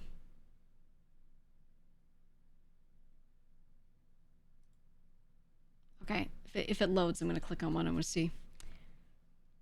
I've always viewed YouTube clips for most YouTubers that advertise as advertising. Yeah. That's what it is. That's what it is. It still helps. It's still worth it as long as you're not losing a ton of money toward it. But it gets really hard to like quantify it, right, and be able to tell if you're really making money on it, because how would you know how many people come from YouTube over here and then also subscribe or whatever? Like, you know, you really can't track it. So I think a lot of people are going off of vibes and they're just kind of hoping, you know. You just hope. And who knows, maybe people who watch you on YouTube but not on Twitch, maybe some of them will buy merch, right? They're like these other things that might help. But again, like you can't quantify it. Yeah, you don't have that data. So yeah, my YouTube studio is like borked, but I'm slowly getting closer to being able to tell you a number. Seems as if an agency should be able to work because you can eliminate some of the overhead overlap. Yeah, that's one of the things that I think genuinely can keyword can be good. Let's say we're doing a group project. If we all have one manager working on that group project, and that one manager is talking to an artist relating to it for us, instead of us all having our own managers separately talk to the same artist and coordinate, we're eliminating a little overlap. How yeah. do you feel about ID requirements for YouTube? Do you think it'll have effect with any VTuber content? ID requirements? In what way? Do you mean like the new proposed stuff where people are trying to like take the internet and make you put your name on it and stuff? Depends on what context. I mean, to have an AdSense account, you do have to have that. But yeah, if you have to like register who you actually are with YouTube itself, I think that's crazy for the average person, and I don't think it's going to work the way they think it will. Okay, I have a video where I talk about my cancer story. It has 277,543 views. 277K. That's a lot of views for a YouTube video. That's really good. Estimated revenue since I posted it and onward. The whole time, I've made a total of $632.91 on it.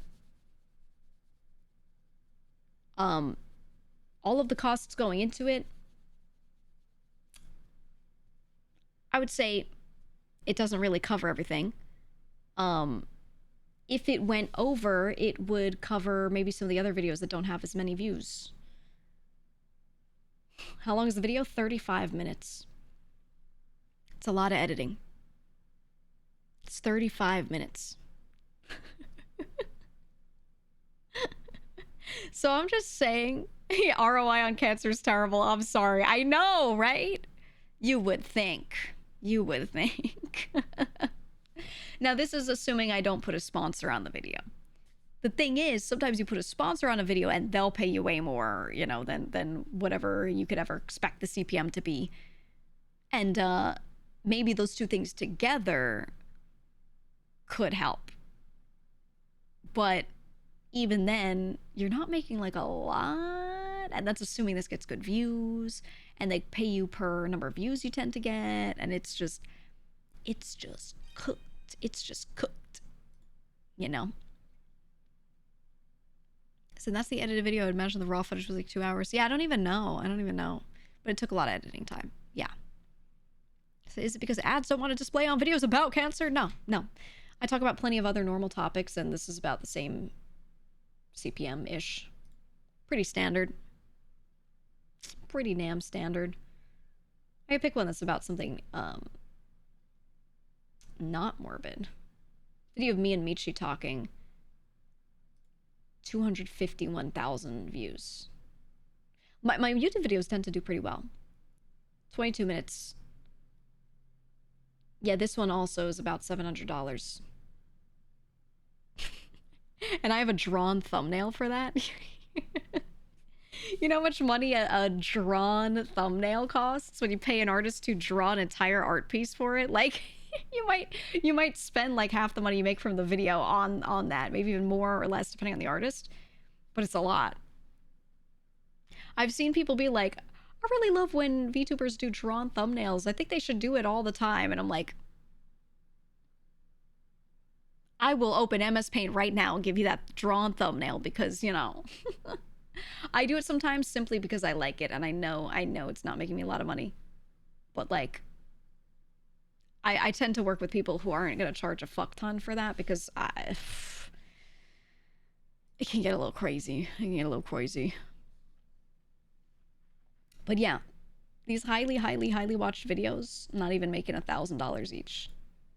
And when you consider how much the editing costs are, thumbnail cost, any of my own time put in to record it and to get it done, like, it's so little. It's so little. And yeah, my return is about the average. Yeah. Yep. So if you were like, yo, I want to make YouTube videos, you could still do it. You could do it. But don't put a ton of money into, like, only do it if it's something that you could easily edit yourself. You want to spend that time on it to save money, etc. You know?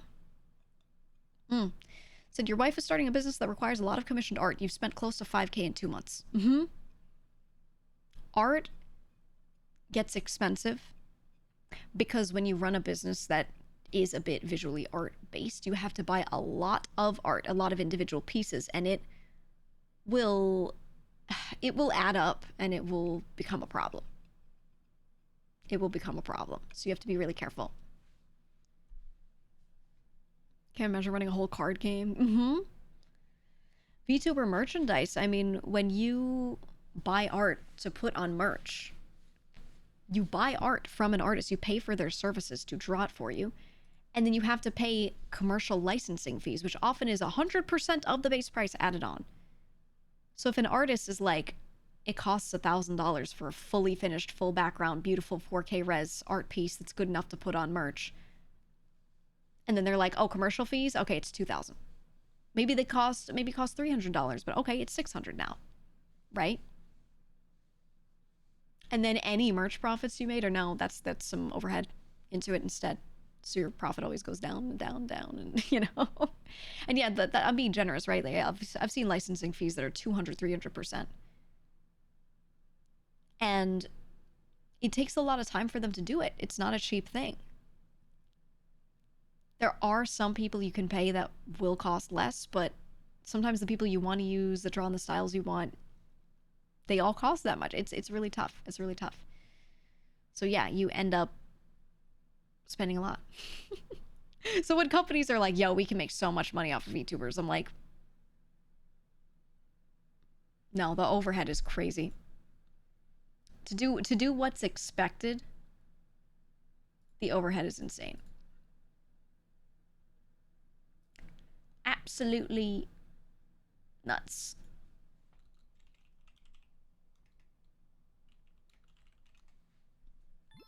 Absolutely crazy. What was the vocabulary for that commercial use again? Do I have full commercial rights for this art piece, or something? Asking for a friend. GEEGA. Go look it up.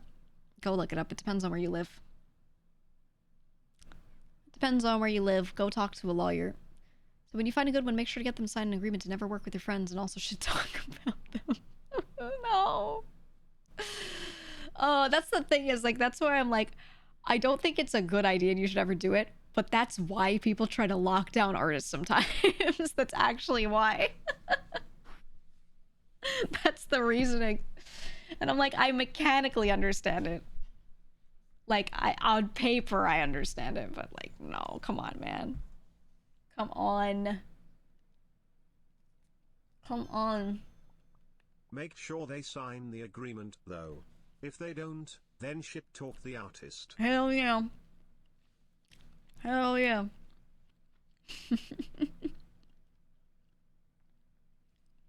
I don't know, dude. I don't agree with this. You said every time you see a company hire on a VTuber as a dedicated shill for their products, you know, in your gut, it's not going to last. That's not true at all. When I say these companies, I'm talking about like agencies, management companies, etc. Normal sponsorships are the ones that actually do work well because they're like mutually beneficial. They're not like potentially just taking money from you. What they do is they're like, do you like this product? Yes. Okay, cool. You talk about the product and how much you like it. We give you a code. The code is used when people buy it. And then instead of us taking all the profit, we'll give you some because you helped advertise it, and we'll keep some because it's our product. That's how a lot of those work. And that's good because then the only way anyone makes money is if the product is sold. No one's like taking money from anyone else, you know? So standard sponsor agreements usually work really well. Yeah, it's affiliate marketing, etc., etc. That works well. Or game companies, when they're doing like marketing for a game and they have a budget, they already have a budget that was set out for marketing, that was already planned in since the beginning, and they give you some to play the game. That also works out well because that is, again, money that was just budgeted, set out for this, right? It's calculated early on. So that kind of stuff is good.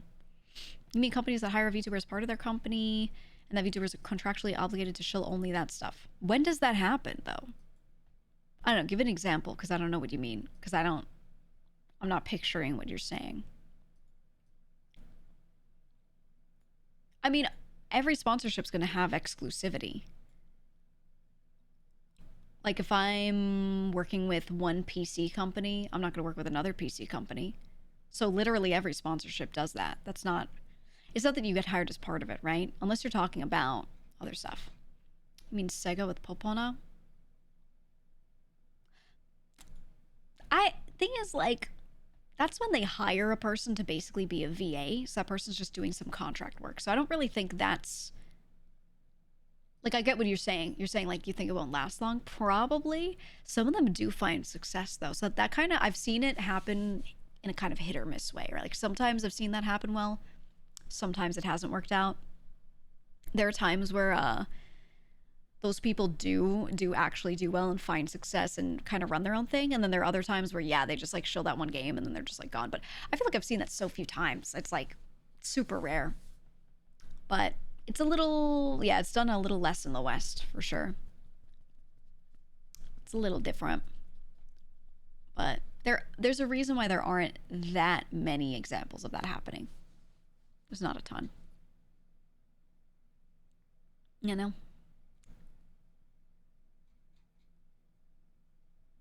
You're seeing more in them pivot into VA work for more steady income.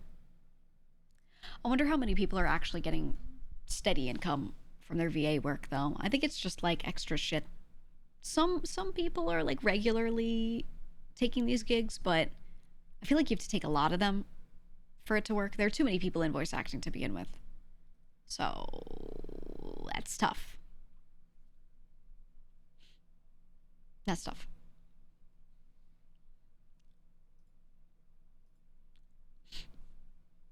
You only know of Alma, Sayun, and a few others. The ones that I know that take like really, really, really active VA work were already VAs first and then started VTubing later. I don't really know many. The very, very few that streamed first and then became VAs and like that pays them enough to live. I really don't know any. Pretty much all of them were like voice acting was their first thing. And then they became VTubers after because you don't get a lot of VA work typically to fill your time. So people start streaming and doing all this stuff. That's why so many of them do convention appearances. They have the time to do that, you know? So I always see it the other way around, right? Where it's like voice acting first and then streaming, if they do it. Yeah, Critical Role, exactly. And that's the thing, Critical Role, they were voice acting, and then we're like, what if we did something cool with this to make money off of it and to have fun doing it?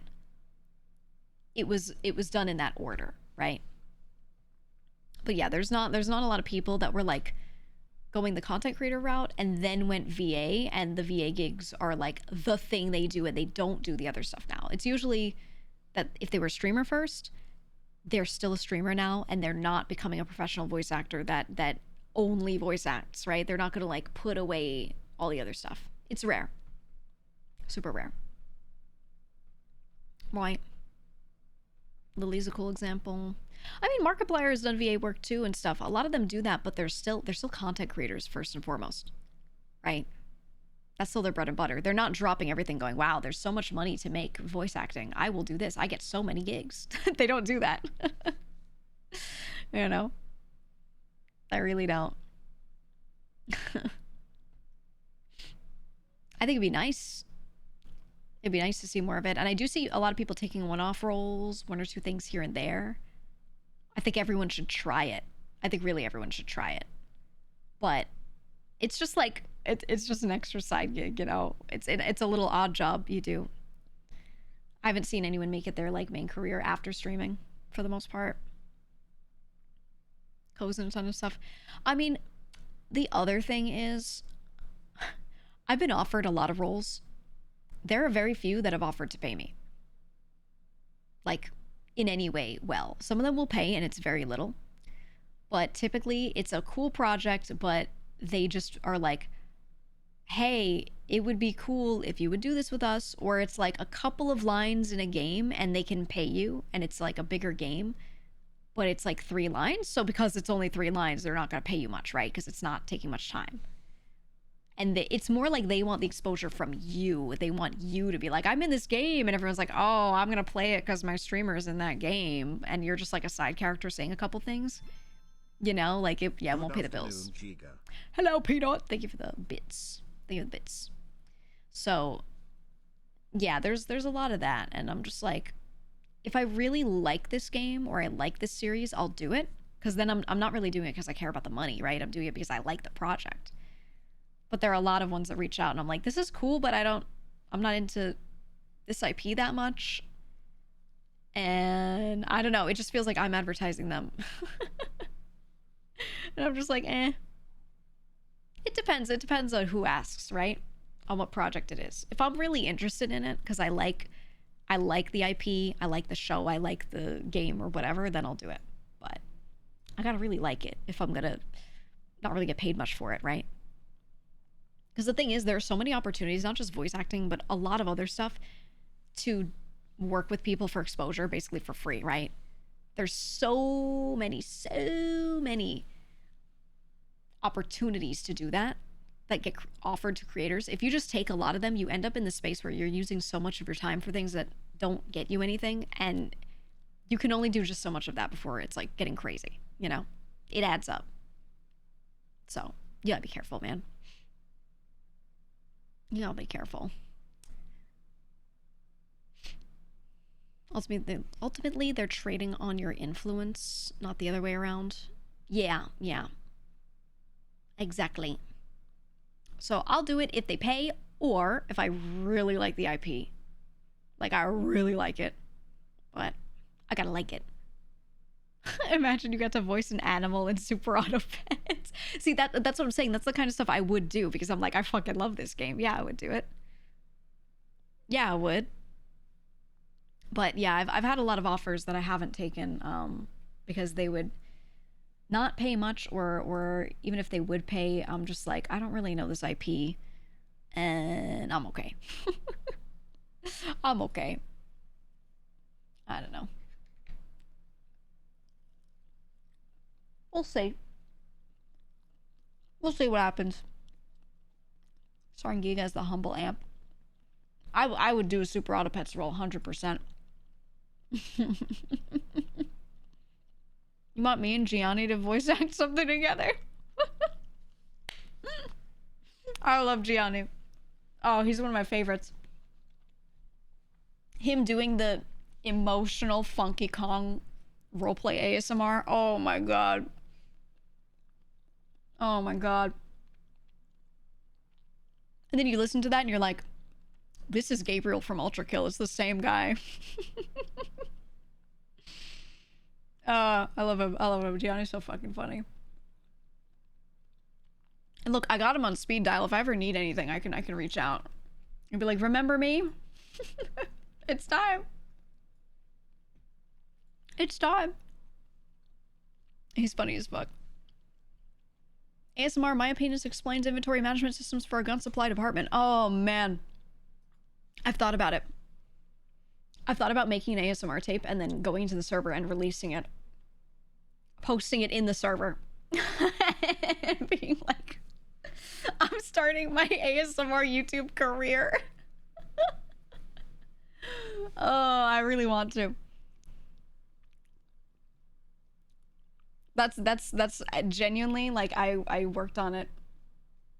And I was thinking about just making a throwaway channel for it. And then posting it to all my friends. Doing an in-character ASMR channel. In character with a stupid voice of this other character. Oh, yeah, peanuts in your ears. Yep. And then maybe I'll be like, I could talk to their characters and be like, if you want me to talk about news from something that happens on the server in character, I'll do it on this channel. Give me the script. And I'll eat food on the mic the whole time. Oh. The cops don't pay that much and she needs a side hustle. That's what I was thinking, because they changed the pay to $250 an hour, which I know sounds crazy in IRL money, but on the server that's like nothing. The other department gets paid like multiple thousand per hour. So, just saying. I was thinking of doing it.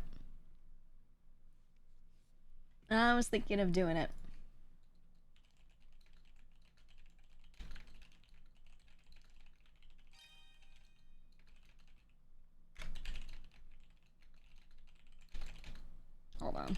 There we go. Flapjack, thank you for the sub. Welcome on in. Thank you. Frog Detective ASMR when? Oh, man. I loved... Dude. I know they said they would only do 3 games. I know they said it was going to be trio, but I'm still upset. And they never set any expectation. They said from the beginning, it's gonna be a trio of games. That's it. But I will always be upset that we don't have more games. I need Frog Detective 4. I need it. Or same devs, just make a new IP that's similar. I don't care. Fucking reskin it. I don't give a shit. I want it. I want it. Did you see Stories 3 was announced today? Do you like the Monster Hunter Stories series? I love it. I played Stories 1 and 2 and I liked them a lot. Genuinely love those games, so I'm excited. I saw a lot of people crashing out on Twitter over the Nintendo Direct and they wanted more. But I got Stories, so I'm happy. I don't care. I'm not one of those people. I'm just not one of those. So I'm chilling. I'm glad.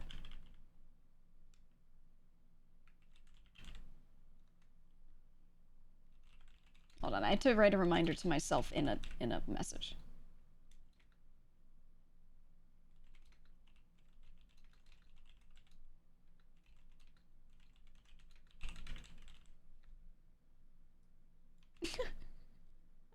Okay, sorry, I wanted to make sure that I wrote a thing down and didn't forget it.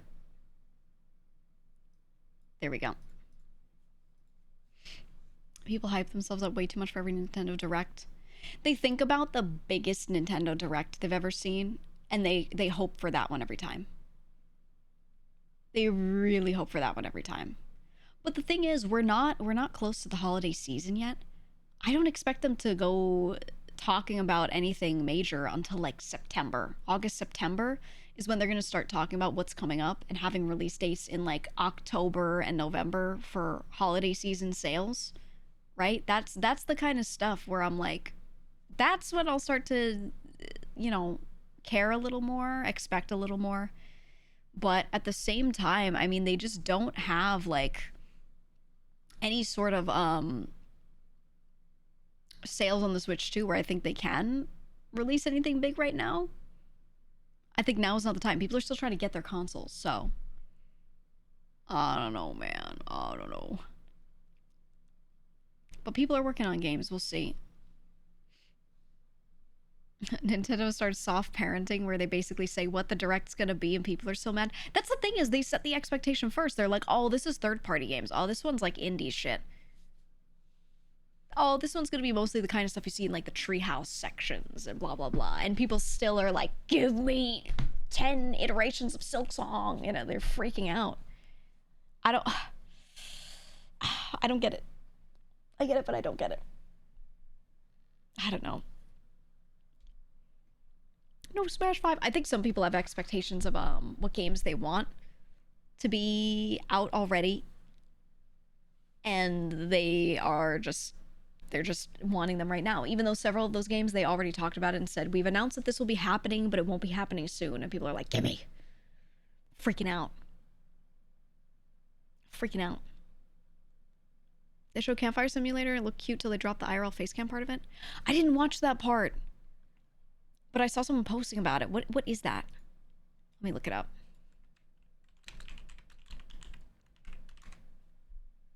Saw people talking about it saying it was weird. On Nintendo.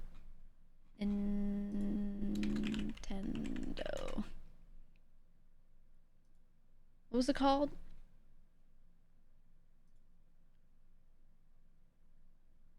Chillin' by the Fire. Hold on. Chillin' by the Fire is the name of it. Ooh. Hold on. I'm showing you this picture. What the fuck is this?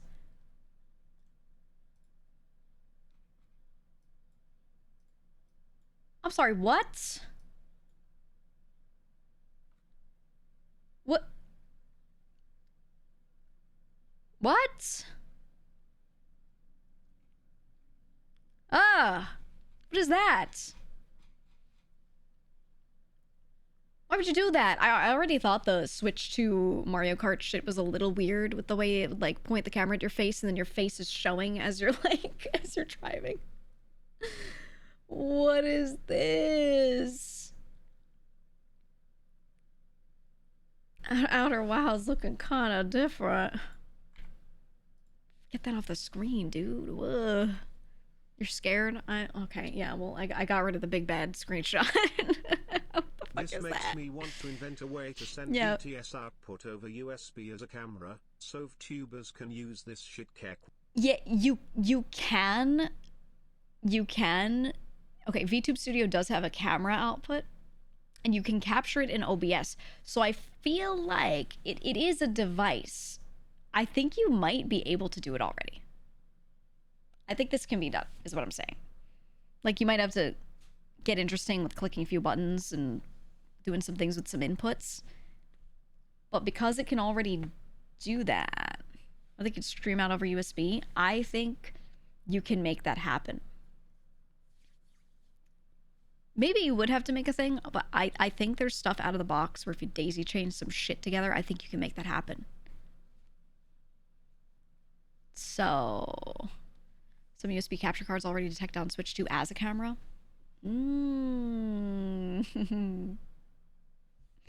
That's what I'm saying. Maybe. So I'm just, you know, I'm suspecting we may already have the technology. And maybe, yeah, maybe I could just throw my model in there, which could be cute. But who's playing this game? What do you do in it? You sit around? What's the best smelling cheeky soap? I am a Spope fan. And Pulp Francis. Spope and Pulp Francis are the two I like the most. I do actually like Touch Grass. It's pretty fresh. I like it, but without being like too fruity. But I think I'm a Spope fan. Yeah. Blazing said, I just got my cheeky soap for 20% off with a $1 being donated to the Immune Deficiency Foundation per bar, plus a high-quality silicone tray and scrubber bags. Yeah. Yeah. The bag is nice, actually, the soap bag. I like it. I like it. But the little tray is extra nice. I didn't think I would, like, care about it so much. But I had a different soap tray in another room that I was using. And it's just to keep the underside It's of it, like web fishing, you know, dry. Except without the fishing, Oh. or the other gameplay, or the ability to move. Oh. And you're all weird circle camera people. That's all it is? Alright, fuck that game. Fuck that. What the fuck? Just hop on VR chat, dog. Anyway, you know, the soap tray is really nice. I had another one in another bathroom that was very shallow, and it didn't really allow good airflow underneath to, like, dry the bar out. And if you let a soap bar stay damp, it, like, degrades more easily over time. So now that I have, like, the proper soap tray from them that lets a lot of air pass through, that shit is lasting, like, months. I still have the same bar that they gave me when I didn't take the sponsorship yet. It was a month prior, and I was just trying out the soap. And I put it as my hand soap in my bathroom. Okay? Hand soap in the bathroom. Does not go in the shower or anything like that. It's just the hand soap. I have had that bar in there for months. Since like a month and a half to 2 months before I announced the sponsorship. It's just been sitting there, getting used multiple times every day. Sitting there, and it barely looks like it has lost any volume at all, because when I wet my hand and I just go across the top, I get enough for like a full lather. I get a lot of soap for front and back of the hand, everything. So I'm like, dog, this shit lasts forever. Okay, but how much did you eat? Cause that really cuts down on the lifetime in my experience. I didn't eat any of that one because it's the flavor just soap. But I have been eating the spope. People going, does that mean you don't wash your hands? No, this is why I am incredulous, because it looks like it's barely lost any volume, because I only have to swipe my hand across the bar like 1, 2, 3, boom, to get enough soap on my hand to fully clean my hands. And the bar is huge and it lasts forever. And I'm like, dog, I do also have small hands. That is true. You would probably use it at double the rate that I do. Even then, it would last you months. Even then. But yes, I do have baby hands. Even then, my hands are a little long for someone of my height. A lot of my friends are a bit taller than me. I got grippers, okay? I got grippers for my height. Even so, I got baby hands, okay? So yes, I'm going to use a little less of the soap compared to you. I am, 100%. Is it going to be that much less? Probably not. Probably not. But what are you doing when you use hand soap? Do you pick up the bar and like, go like, and rub the bar? You don't need to do all that. That's a little crazy. You're using too much. Thought you have cello hands? Well, I do. Well, that's the thing, is that's what I'm saying. My hands are a little big for my height, because I can't actually reach everything on the cello properly. Like, I can make every reach with my pinky, so they're not as small. Anytime I have a friend who's got kind of a similar height to me, and I put my hand up against theirs, my hand's always bigger. Always. I can always crush them. Soma, thank you for the raid. Thank you, thank you, thank you. Appreciate it. You said you claw some off the top and use whatever's under your nails after? You scratch the soap off? That's crazy. That's insane. Take that back right now. Stop doing that. What? You don't need to use that much, first of all. Second of all, that's crazy. You said I scratched the soap. It was a joke as a bit. No, everything you type in chat is real and true. Don't you know that? Stop doing that. Stop scratching the soap. Stop it. He said incidentally, that's how I wipe too. I'm tired of this. I'm tired, man.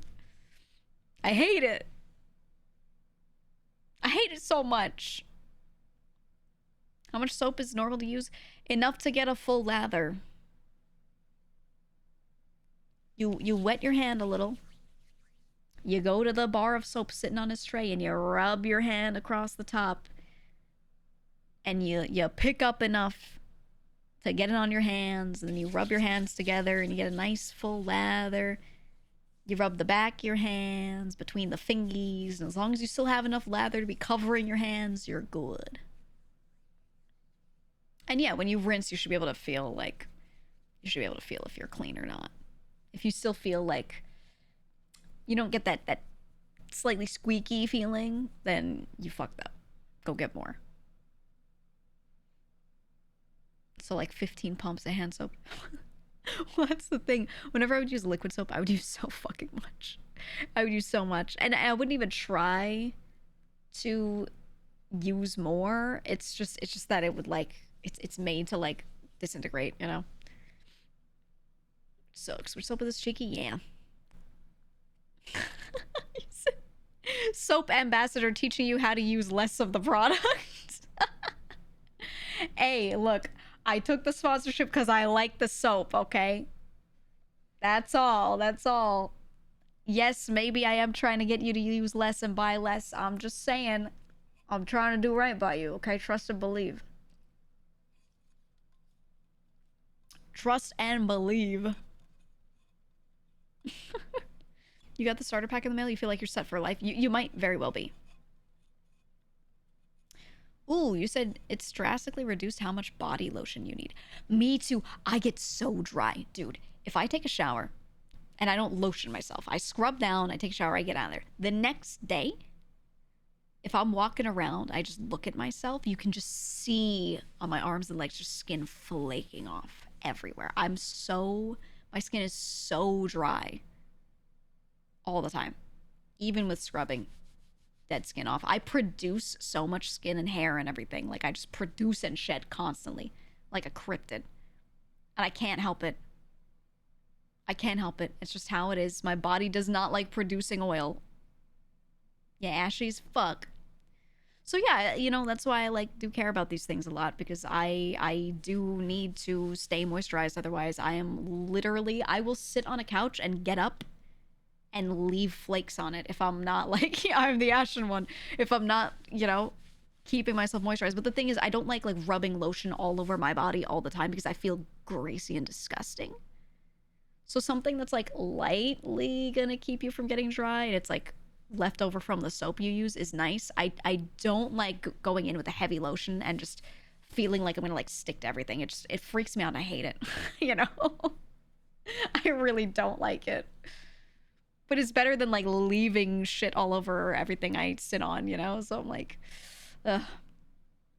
Ugh. That is just my curse and my burden, you know, being all dry and shit. Also hella dry skin. Yeah, no, genuinely try this stuff out. It's pretty nice. I do think it's still good to sometimes also use lotion because enough time will pass and yeah, things will physically rub off.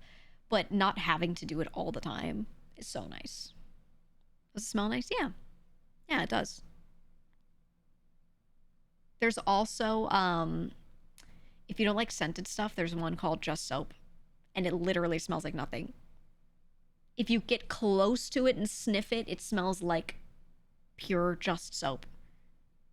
But it doesn't leave much of a scent on you. So if you're someone who's like really averse to scents and everything, you still have that. It's fine. It's fine.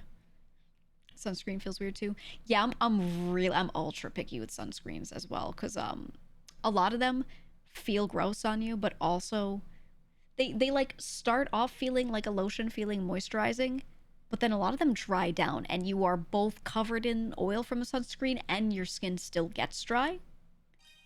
A lot of sunscreens are terrible, so I'm really picky on those. They're better nowadays though, way better than they used to be. Like 90s sunscreen, fuck that, dude. You'd be oily and dry at the same time, which is terrible. Absolutely terrible. Oh, said I don't have a pumice stone or anything, so when I get buildup on my heels, I have to scrape the skin off in the shower because it'll peel off my shoes. It sucks. Please exfoliate. You know what you get? Oh, wait, I've shown these before. Don't get a pumice stone, get this thing. Hold on. In Korea, we call it an Italy towel. I think I showed these a couple weeks ago. It's this little scrubby towel, and you can get this thing in like from Amazon and stuff. Jam, thank you for that 10 gifted. Huge. W10 I appreciate it. These you can get these in Korea, and you can get them from online, and I think they sell them outside of the country now pretty easily. You could just grab them on Amazon. They usually have 3 colors, and it's basically, think of it like sandpaper, but not literally sand. It's just a highly textured towel. And and it feels kind of rough. So it works sort of like a pumice stone, but I feel like it's a lot easier to clean and wash out, which is why I like it more than a pumice stone. But it's the same idea. It's usually a pocket, so you can stick your hand in it like a little glove, and then just like scrub yourself with it. And they have 3 levels. They have ones that are like, you know, kind of soft up to like really gritty, and it's nice. It's like a belt sander, but not as actually terrible for you. It's not like it's not gonna scratch you up. It's just gonna scrape off the skin. It's really good, and it's, oh man, love these. And you know, yeah, the pumice stone is like really awkwardly shaped sometimes.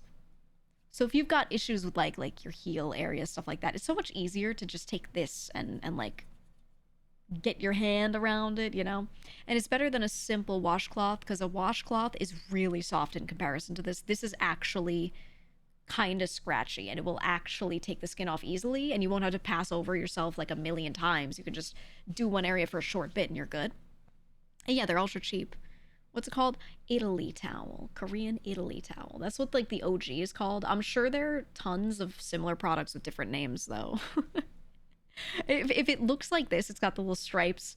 It's in like green, yellow, or pink. Those are the I ones. would also recommend Saluk's Japanese towels. Yeah. They're super long to let you get your back easily too, and they're real cheap to get like a 7-pack. Some of these come in the long one as well, yeah. So you can like hold both ends of it and like scrub your back with it like that. But yeah, I love these. I love these. These are the best. You can buy a whole bunch. You reuse them. You could just leave in the shower. It dries out easily too because it's so thin. Whereas a normal washcloth is like kind of thick, and I feel like it's, if you're not drying them nicely, it's easy for them to get musty. Whereas these are like super thin. So, yeah, 12-pack for $7 on Amazon. Yeah, I'm telling you, it's like nothing. It's like nothing. But yeah, these are great, man. These are great if you've got like flaky dead skin. Holy, just wash yourself like a cat. Well, you know, I've always been pretty diligent with washing myself. But, you know, I said one of my cats back in the day, the one that's with my brother right now, he used to like lick the shower water off of my legs every time I got out of the shower. If I had dry skin and I was sitting down and it was like let's say you could see a little dry skin on my legs, he would try to lick it and I'd be like, no, no, no, no, no. I'd be like, no. I would stop him, but he would try, and I'm like, brother, please. I don't want you to just sit here and eat my dead skin. That's weird. I understood it when it was the shower water, and I had like just scrubbed, so I know it's like just water that he's getting. But he would try to like lick my ankles, and I'd have to look, and I'd have to like be like, is there dead skin right now? Like, am I, you know? Hot take for cat tongue feels good. It does, but I'm not trying to fill him with skin. No, not my brother. My brother's cat. My brother's cat. He's Nucky's biological brother. So he's my cat's biological brother. He was a freak. He was a little weirdo. Scrungly little cat. But he would try it. He would try it. He'd be like, trying to lick my ankles. It's so weird. He was trying to help. Oh, yeah, absolutely. Absolutely. He was very licky. He was like a dog. I don't know. But I really didn't want him to like do all that. So I was always like pretty good, but after having him, I was so thorough with making sure like every bit of dead skin was gone, just to make sure that like he was fine, you know? I think maybe he could smell it or something. Like he would be able to tell that it was there, and he'd be like, oh, let me get that. Let me help you out. But it's too much. Would you happen to know who the free shipping option is through for the soup? I don't know. No clue. For the soap, I don't know. For the soap. IDK, man. Let me see. I don't think they say. I'll try it myself and see if there's any way I can find out. Shop now. You know, if you like lavender, I think the lavender scent is also pretty good. I don't mind lavender. I just really like soap, and I feel like the kind of, I don't know. I just ended up going for it. Let me see. Yeah, for US shipping. Yeah, it doesn't say if anyone's gotten the free shipping on theirs and you know what carrier sent it to you, tell me in the chat now so that person can know. You got USPS? Okay, yeah, that makes sense. I figured, but I didn't want to be that guy and say it if I wasn't sure. I love this review. I'm looking at it. Every soap smells so good. It makes me smell good. My family likes it. My girlfriend likes it. I feel reborn every time I use it. It's almost as if I'm shedding my skin and becoming a new man. I love Shingy soap. I will buy more in the future. And then he has 4 exclamation points. Guys, I think this guy likes the product. Jesus, he ulted. Oh my god. That's so funny. I love it. Yeah, no, for me, Spope is the one. That is 4 big booms. He literally left 4 big booms for it. You've got a weakness, Pulp Francis. But working in a machine shop, you used enough Gojo and Orange Clean to make it your go-to scent for cleaning. Oh my god, I can imagine. Yeah. I like citrus scents. You know, I miss, people may not agree with me, but Pledge wood furniture polish that smells like this disgusting lemon furniture-y thing. That really strong lemon scent. Kind of nostalgic for me. I cannot tell you how much fine Italian furniture I have sat there and had to like use Pledge on and get into all the little crevices because every top of every chair and every post of every bed frame has like a billion little dips and carved bits in it, and I'd have to like and get the whole thing shiny. Oh my god. Oh my god. Yeah, wax on, wax off. I used to be the one that would like take care of the furniture, and I would do it at my grandmother's house. She didn't want to do it herself because she was getting old, you know, and she was like, I can't be bending down to do this furniture. Would you do it? And I'd be like, okay. And every time I would go visit her, I would go and polish all the furniture.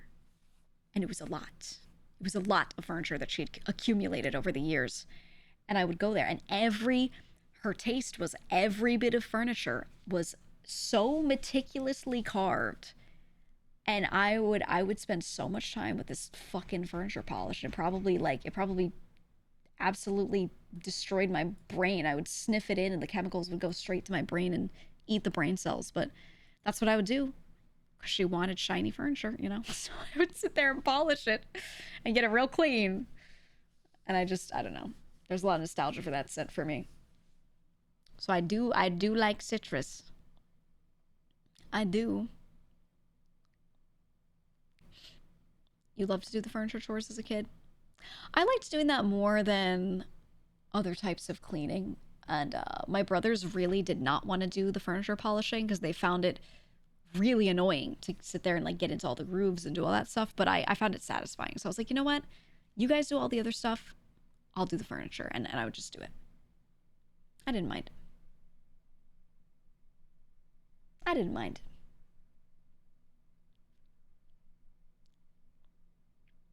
Get a lemon Pledge sponsorship. Oh my god, I would do a Pledge commercial. I think my dream is to get to do a commercial. I just don't know that like VTubers will end up in commercials like that.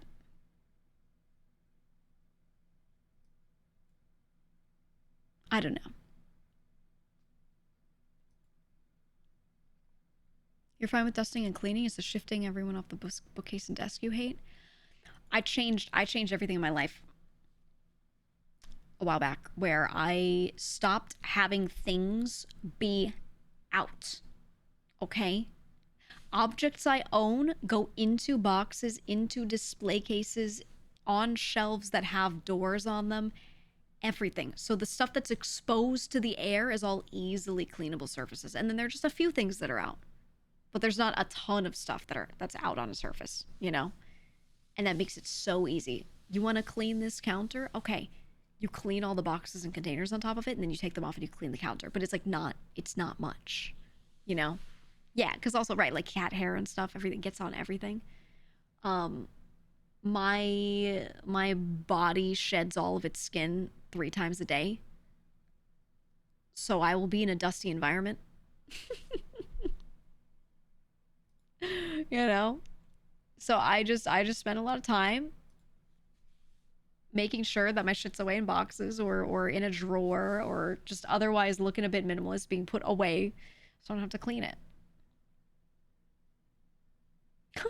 Your definition of clean is sadly also this room has to look like I don't own things. Yeah.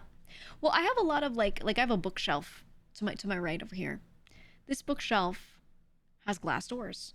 So I can display a bunch of crap, a bunch of shit, and be able to look at it and be like, I love my things, right? And I have little things in there. But I just clean the outside of it. And occasionally I'll have to go in and clean the inside, but like not super often. It's not getting cat hair in it, you know? But that's how I do everything. Everything's like that. Otherwise, I mean, everything gets dirty, everything gets dusty over time. You germaphobe? No. I just don't want... Because here's the thing. Dust is dust. It gets on things. When you have a small, thin layer of dust and you wipe it off, it comes off. When dust stays somewhere that you clean less often, and more dust is on top of it, and more dust, dust has silica in it, and it sticks to itself. And that's why when you have some place that's very caked up with dust, they call it caking up, right? It's not completely dry feeling. It gets gunky. And I don't want that building up, right? I want to be able to go and quickly clean all the areas so that it doesn't ever get like that. I just don't want that. So, yeah. Also, yeah, one of my cats has a respiratory issue. Wolfie does, and he like sneezes and coughs a lot. You don't really hear him anymore because he's like usually off in another room doing it, but where I used to live, he would be sitting behind me all the time while streaming, and sometimes you guys would hear him start like coughing in the background. He'd be like and people would be like, is your cat okay? And I'm like, he's got a thing, you know. But yeah, so getting rid of the dust is really important for him. If I don't, yeah, he would go crazy with it. Yeah, he would really be like, he is okay. He sounds like he's not okay. You know, he sounds really bad. And it's triggered more by the presence of dust. So I've got to be like good about it. So, yeah. Yeah. So I tried to make this place as easy to clean as possible because I don't want him to have to deal with it. We'll see. We'll see.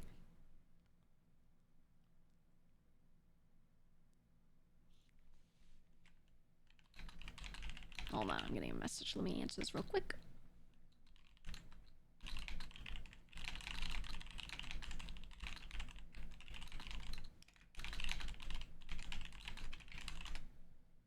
Okay, here we go. Figures and stuff immediately go in the display cases. Yeah, I don't really own a lot of that kind of stuff, though. A lot of figures and things. It's more like old games, retro consoles and things. And then, I have so many books.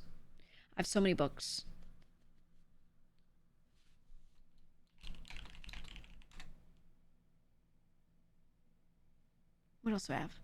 Some stuffed animals, some old stuffed animals, and I just leave them in there. Not much. Not much.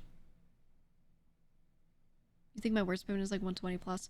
I type really fast, but not fully accurately. So whenever they do those typing tests, if I have to type accurately and I have to backspace, that always fucks up my score and I end up getting like 100. But I could get more if they just let me continue. The problem is a lot of them don't let you continue unless you like backspace and hit the right letter and then keep going, and that sucks so much time away. Instead, I type really fast, and then I go back and I fix typos after when I'm typing normally. But man. Ooh, your cat has both asthma and acne. Yeah, right? And like everything exacerbates it, so you have to just keep it clean.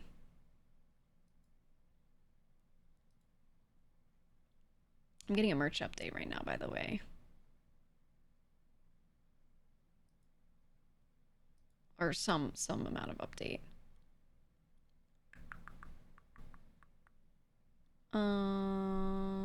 It's partial.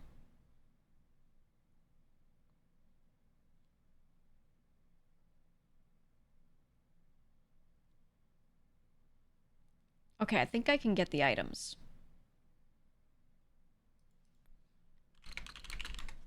I think I can get the items at the very least. I'm hoping I can get the data of what's unfulfilled so that I can get that worked out.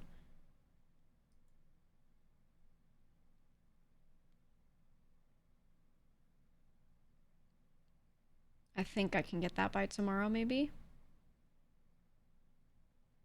Because I would need that if I want to fulfill that. But also then I wouldn't. I'm still gonna. If this is the case, I'm gonna have to pay to ship it to my own fulfillment center and then like send it out to people. Like I'm gonna have to just pay for shipping for everything if I get that data. But fuck it, whatever. Whatever, I guess. I'll figure that out. I'll figure that part out after. We have to see if I actually get that data first before I can like be sure. But I may be able to physically get this stuff, which is what I was hoping for. I may have to trade off some other stuff for it, but we'll see.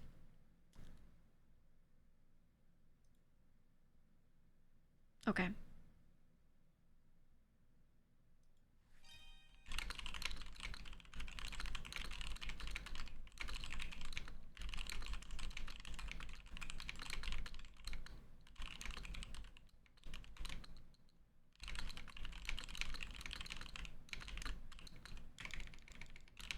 Hold on. Okay. Okay. So I've got a garage to store all that for you. Can you type with 10 fingers? Yeah, I got fingies on home row, dog. I do. Yeah, I'm gonna put it in Byte's garage. I don't have that. I don't have like a garage or like a place to put a pod or anything like that. Like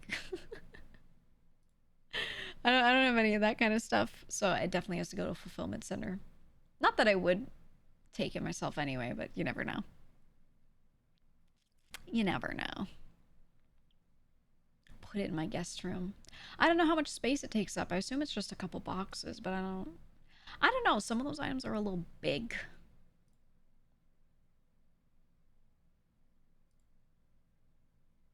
They're a little big, so we'll see.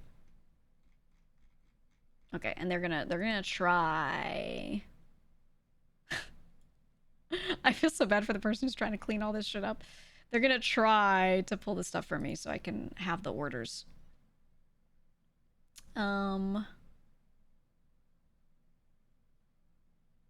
Yeah, because I'm gonna have like,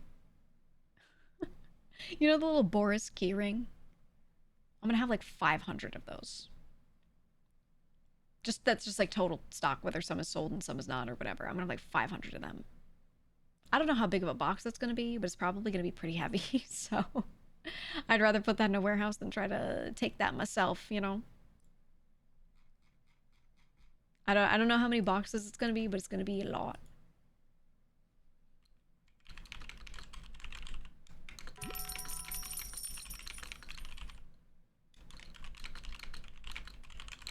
Hold on.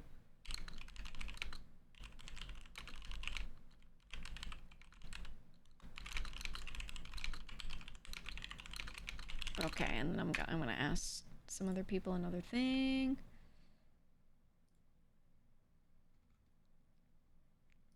Hold on.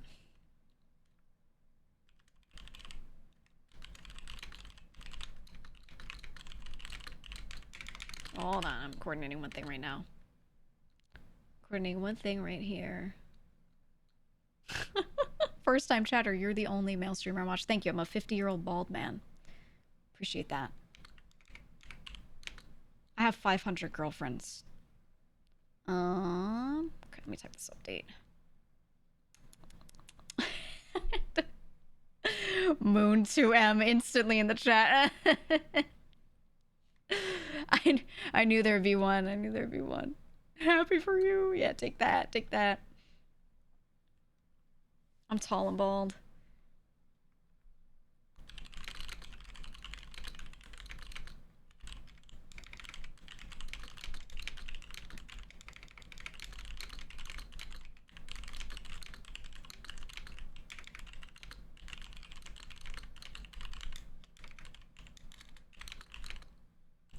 Hold on.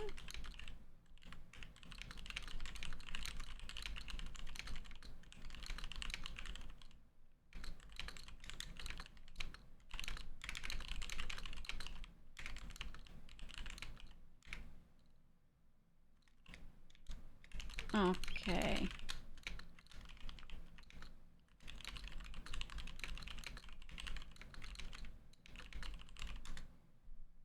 All right, all right. Sorry, I need to ping people on that. Okay.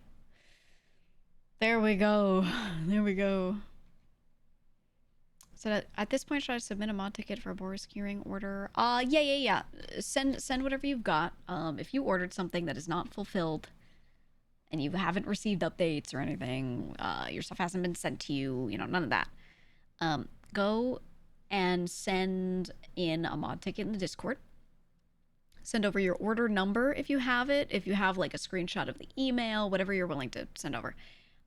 We're not gonna like give you very crazy relevant information right now because we're still figuring it out, but I want everyone to open those tickets so we have them.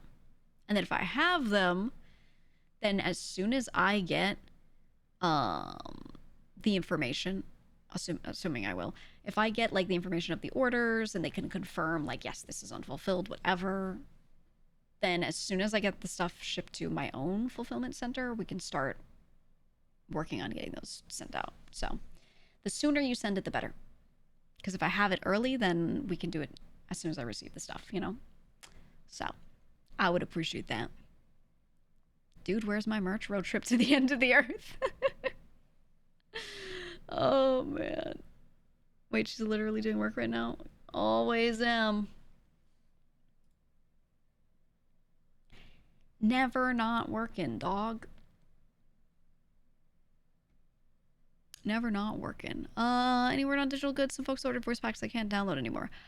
I don't own those. I don't have those. Cannot help you. Cannot help you. The finalized versions are stuff that they owned and had. Or not like owned, but you know what I mean? Like they had like the base recordings that I sent in. I don't know that I still have those somewhere. I might. And then they went through and did any relevant editing or anything to it, cuts, whatever. That is done. That got put up on whatever site. There you go. If you ordered it and you got it, that's great. But I don't have the end result ones that were on the site now, unfortunately. So mine wasn't anything crazy though. You didn't miss out that much. So I'm just gonna say you'll be fine. It was me doing ASMR where I talk about like financial stuff and I eat grapes on the mic. And it was disgusting. Okay, it was just disgusting. It was just... That's what mine was. It was very funny. A lot of people really liked it. They were like, that was funny. Thank you. I thought it was a banger, but you know. I thought it was pretty good. They gave me a prompt, they gave me a script of all this stuff to do, and I was like, I'm not doing that, I'm doing this. And they were like, okay. That sounds more like you. It was fun. It was fun. Anyway.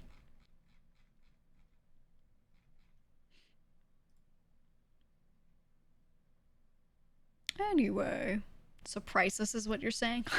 Priceless footage. Maybe. Oh man, no, it was fun. It was a good time. But you know, I can't help you with any digital goods. I probably don't have the final versions of stuff. I do have some of the like art from old stuff, so I might be able to redo some old products if they're not currently like existing in my stock. And then I also have potentially now we're getting like the physical items. So I gave sign off to have us go for that option. But yeah. We'll see, we'll see. We'll see what happens. So digital good, you check around and see if someone has download for it. Yeah, I'm not trying to have people go and distribute those things after paying for it for free to others. Like let's not do that. Let's not do that one. But still. Yeah, no problem, Marys, no problem. Doing my best out here, man. Doing my best. Yeah, there's still legal issues, exactly. Because that's not just against them, that's against me as well. That's my shit too, man. That's my shit too, dog. But yeah, I would say stay tuned. Keeping you posted. Something, blah, blah, blah. While I keep an eye on what's going on with the physical merch, but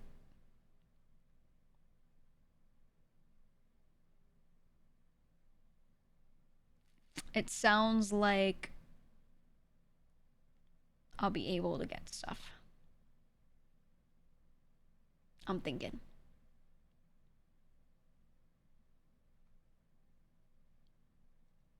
Okay. Looks good. Looks good. Maybe not good, but you know. Should always get paid for the Valentine's Day voice packs? Yeah. That stuff was in my that stuff was taken in for me. And then when I went and did stuff like having them pay for rigging, right? Like pay this artist for this thing or whatever, money from that would have gone toward that overhead. So that's good, at least for me, I guess. You did get an email from G Fuel saying you're getting a $10 credit on your account because of the bundle delays. Really? Oh, I didn't know they did that. Oh, that's good. That's nice. Okay. Yeah, that's a whole separate issue of what's happening with that engagement, that deal, and I will be handling that separately from all of this. So I don't know exactly where that's all falling yet either. So I can't really update you on G Fuel or anything related. For me, we did not release any merchandise that was just me only. So we did not drop a cup, we did not drop a flavor, we did not drop like anything that was branded to just me. I was just part of group things up until this point. So it's at least like you guys aren't waiting for like me branded products from them. I'm kind of glad we didn't like get to that point and then have to like deal with that, you know. So, but I need to handle that separately. You were holding out for my own flavor? We had a lot of cool stuff planned, is what I can say. We had a lot of really cool stuff planned. But yeah. Oh, well. Was G Fuel through the talents as well, or just through V Shoujo? That was through V Shoujo. That was a deal that they had with V Shoujo, specifically. But with what's potentially going on with all of that, it means that I will have to, like, probably talk to them separately on my own. They weren't trying to do it that way. I feel bad for G Fuel. They weren't trying to do it that way, right? But because all of this is happening now, I feel bad just letting that like just drop where it is or something. Like it can't, you know? Like I still worked on stuff with them. So I need to just talk to them, and we've been working on stuff. So I will keep you updated on that. But there's a lot to still figure out there, which is why I haven't given you any updates on it. But yeah. Didn't a lot of girls have Give Yourself deals when VShojo made that deal? Yep. Yep, myself included. Yep. I'll talk about more about that later. Time to get a coffee or tea deal separately? Can't do that.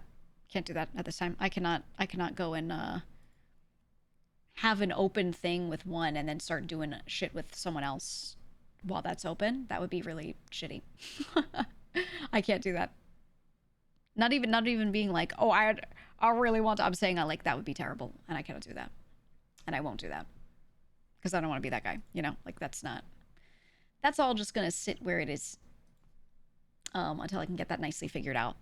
Because they were very nice to me, and I'm not about to do something crazy to them. You know. So yeah, they were always good. The animation for the collab was crazy good. Yeah, the one when we released the collaboration and we like had the teaser of each of us. It was nice. It was nice. I wonder where that budget came from, you know? I wonder if G Fuel paid for it outright or if it came from money that was supposed to be handed over or what. I'm so curious. I don't know. I would love to know. Perhaps the company paid for that up front, thinking they could get paid for it later and it'll be totally fine or something. Who knows, man? But hey, the animation was really nice. It was really nice. It looked great. It looked so great. Yeah. Genuinely, I liked working with them a lot. So, no bad feelings there. G Fuel has been good to me. It's just a matter of like, because that contract is between the two companies, I gotta figure out how to legally navigate it or whatever. So that's why it's just kind of like, I'm just waiting to see what happens. But yeah. Yeah, we'll see. Gotta be bittersweet looking at old projects through that lens. Right? Right? Because it's like a lot of stuff that was very cool, very fun to do, and you know, you're happy about it, and then later you're like, would I have rather this happen or would I have rather just have X person get paid out? You know what I mean? Right? The lens is different. Who knows, man? All that banger art from Mean Gecko. Yeah. Well, that's the thing is like I don't know where that money came from. I don't know who paid for that, so it might not have been that type of scenario, but yeah.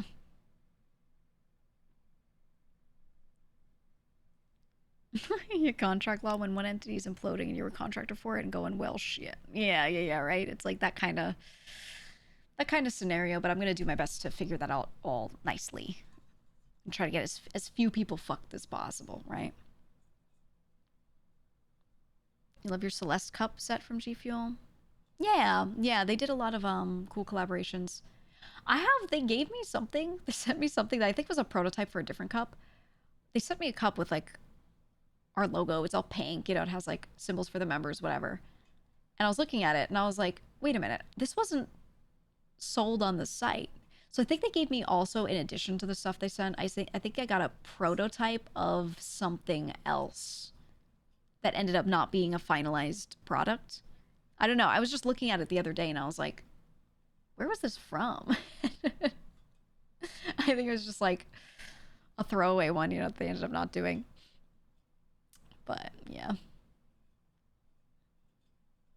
Yeah. It's always preferable for the people involved to be paid and well treated. That'll make big money in a charity auction. Oh man, maybe I could. That would be neat, actually. You tried my advice on the French tuck to not look as boxy and it worked way better than you thought it would? Good. I want everyone to try it. Yeah. You can always improve. You can always make your shape look better than it is. Always. You should do it. I'm glad. Everyone should try new shit. Everyone should try different shit. All right. Let's do I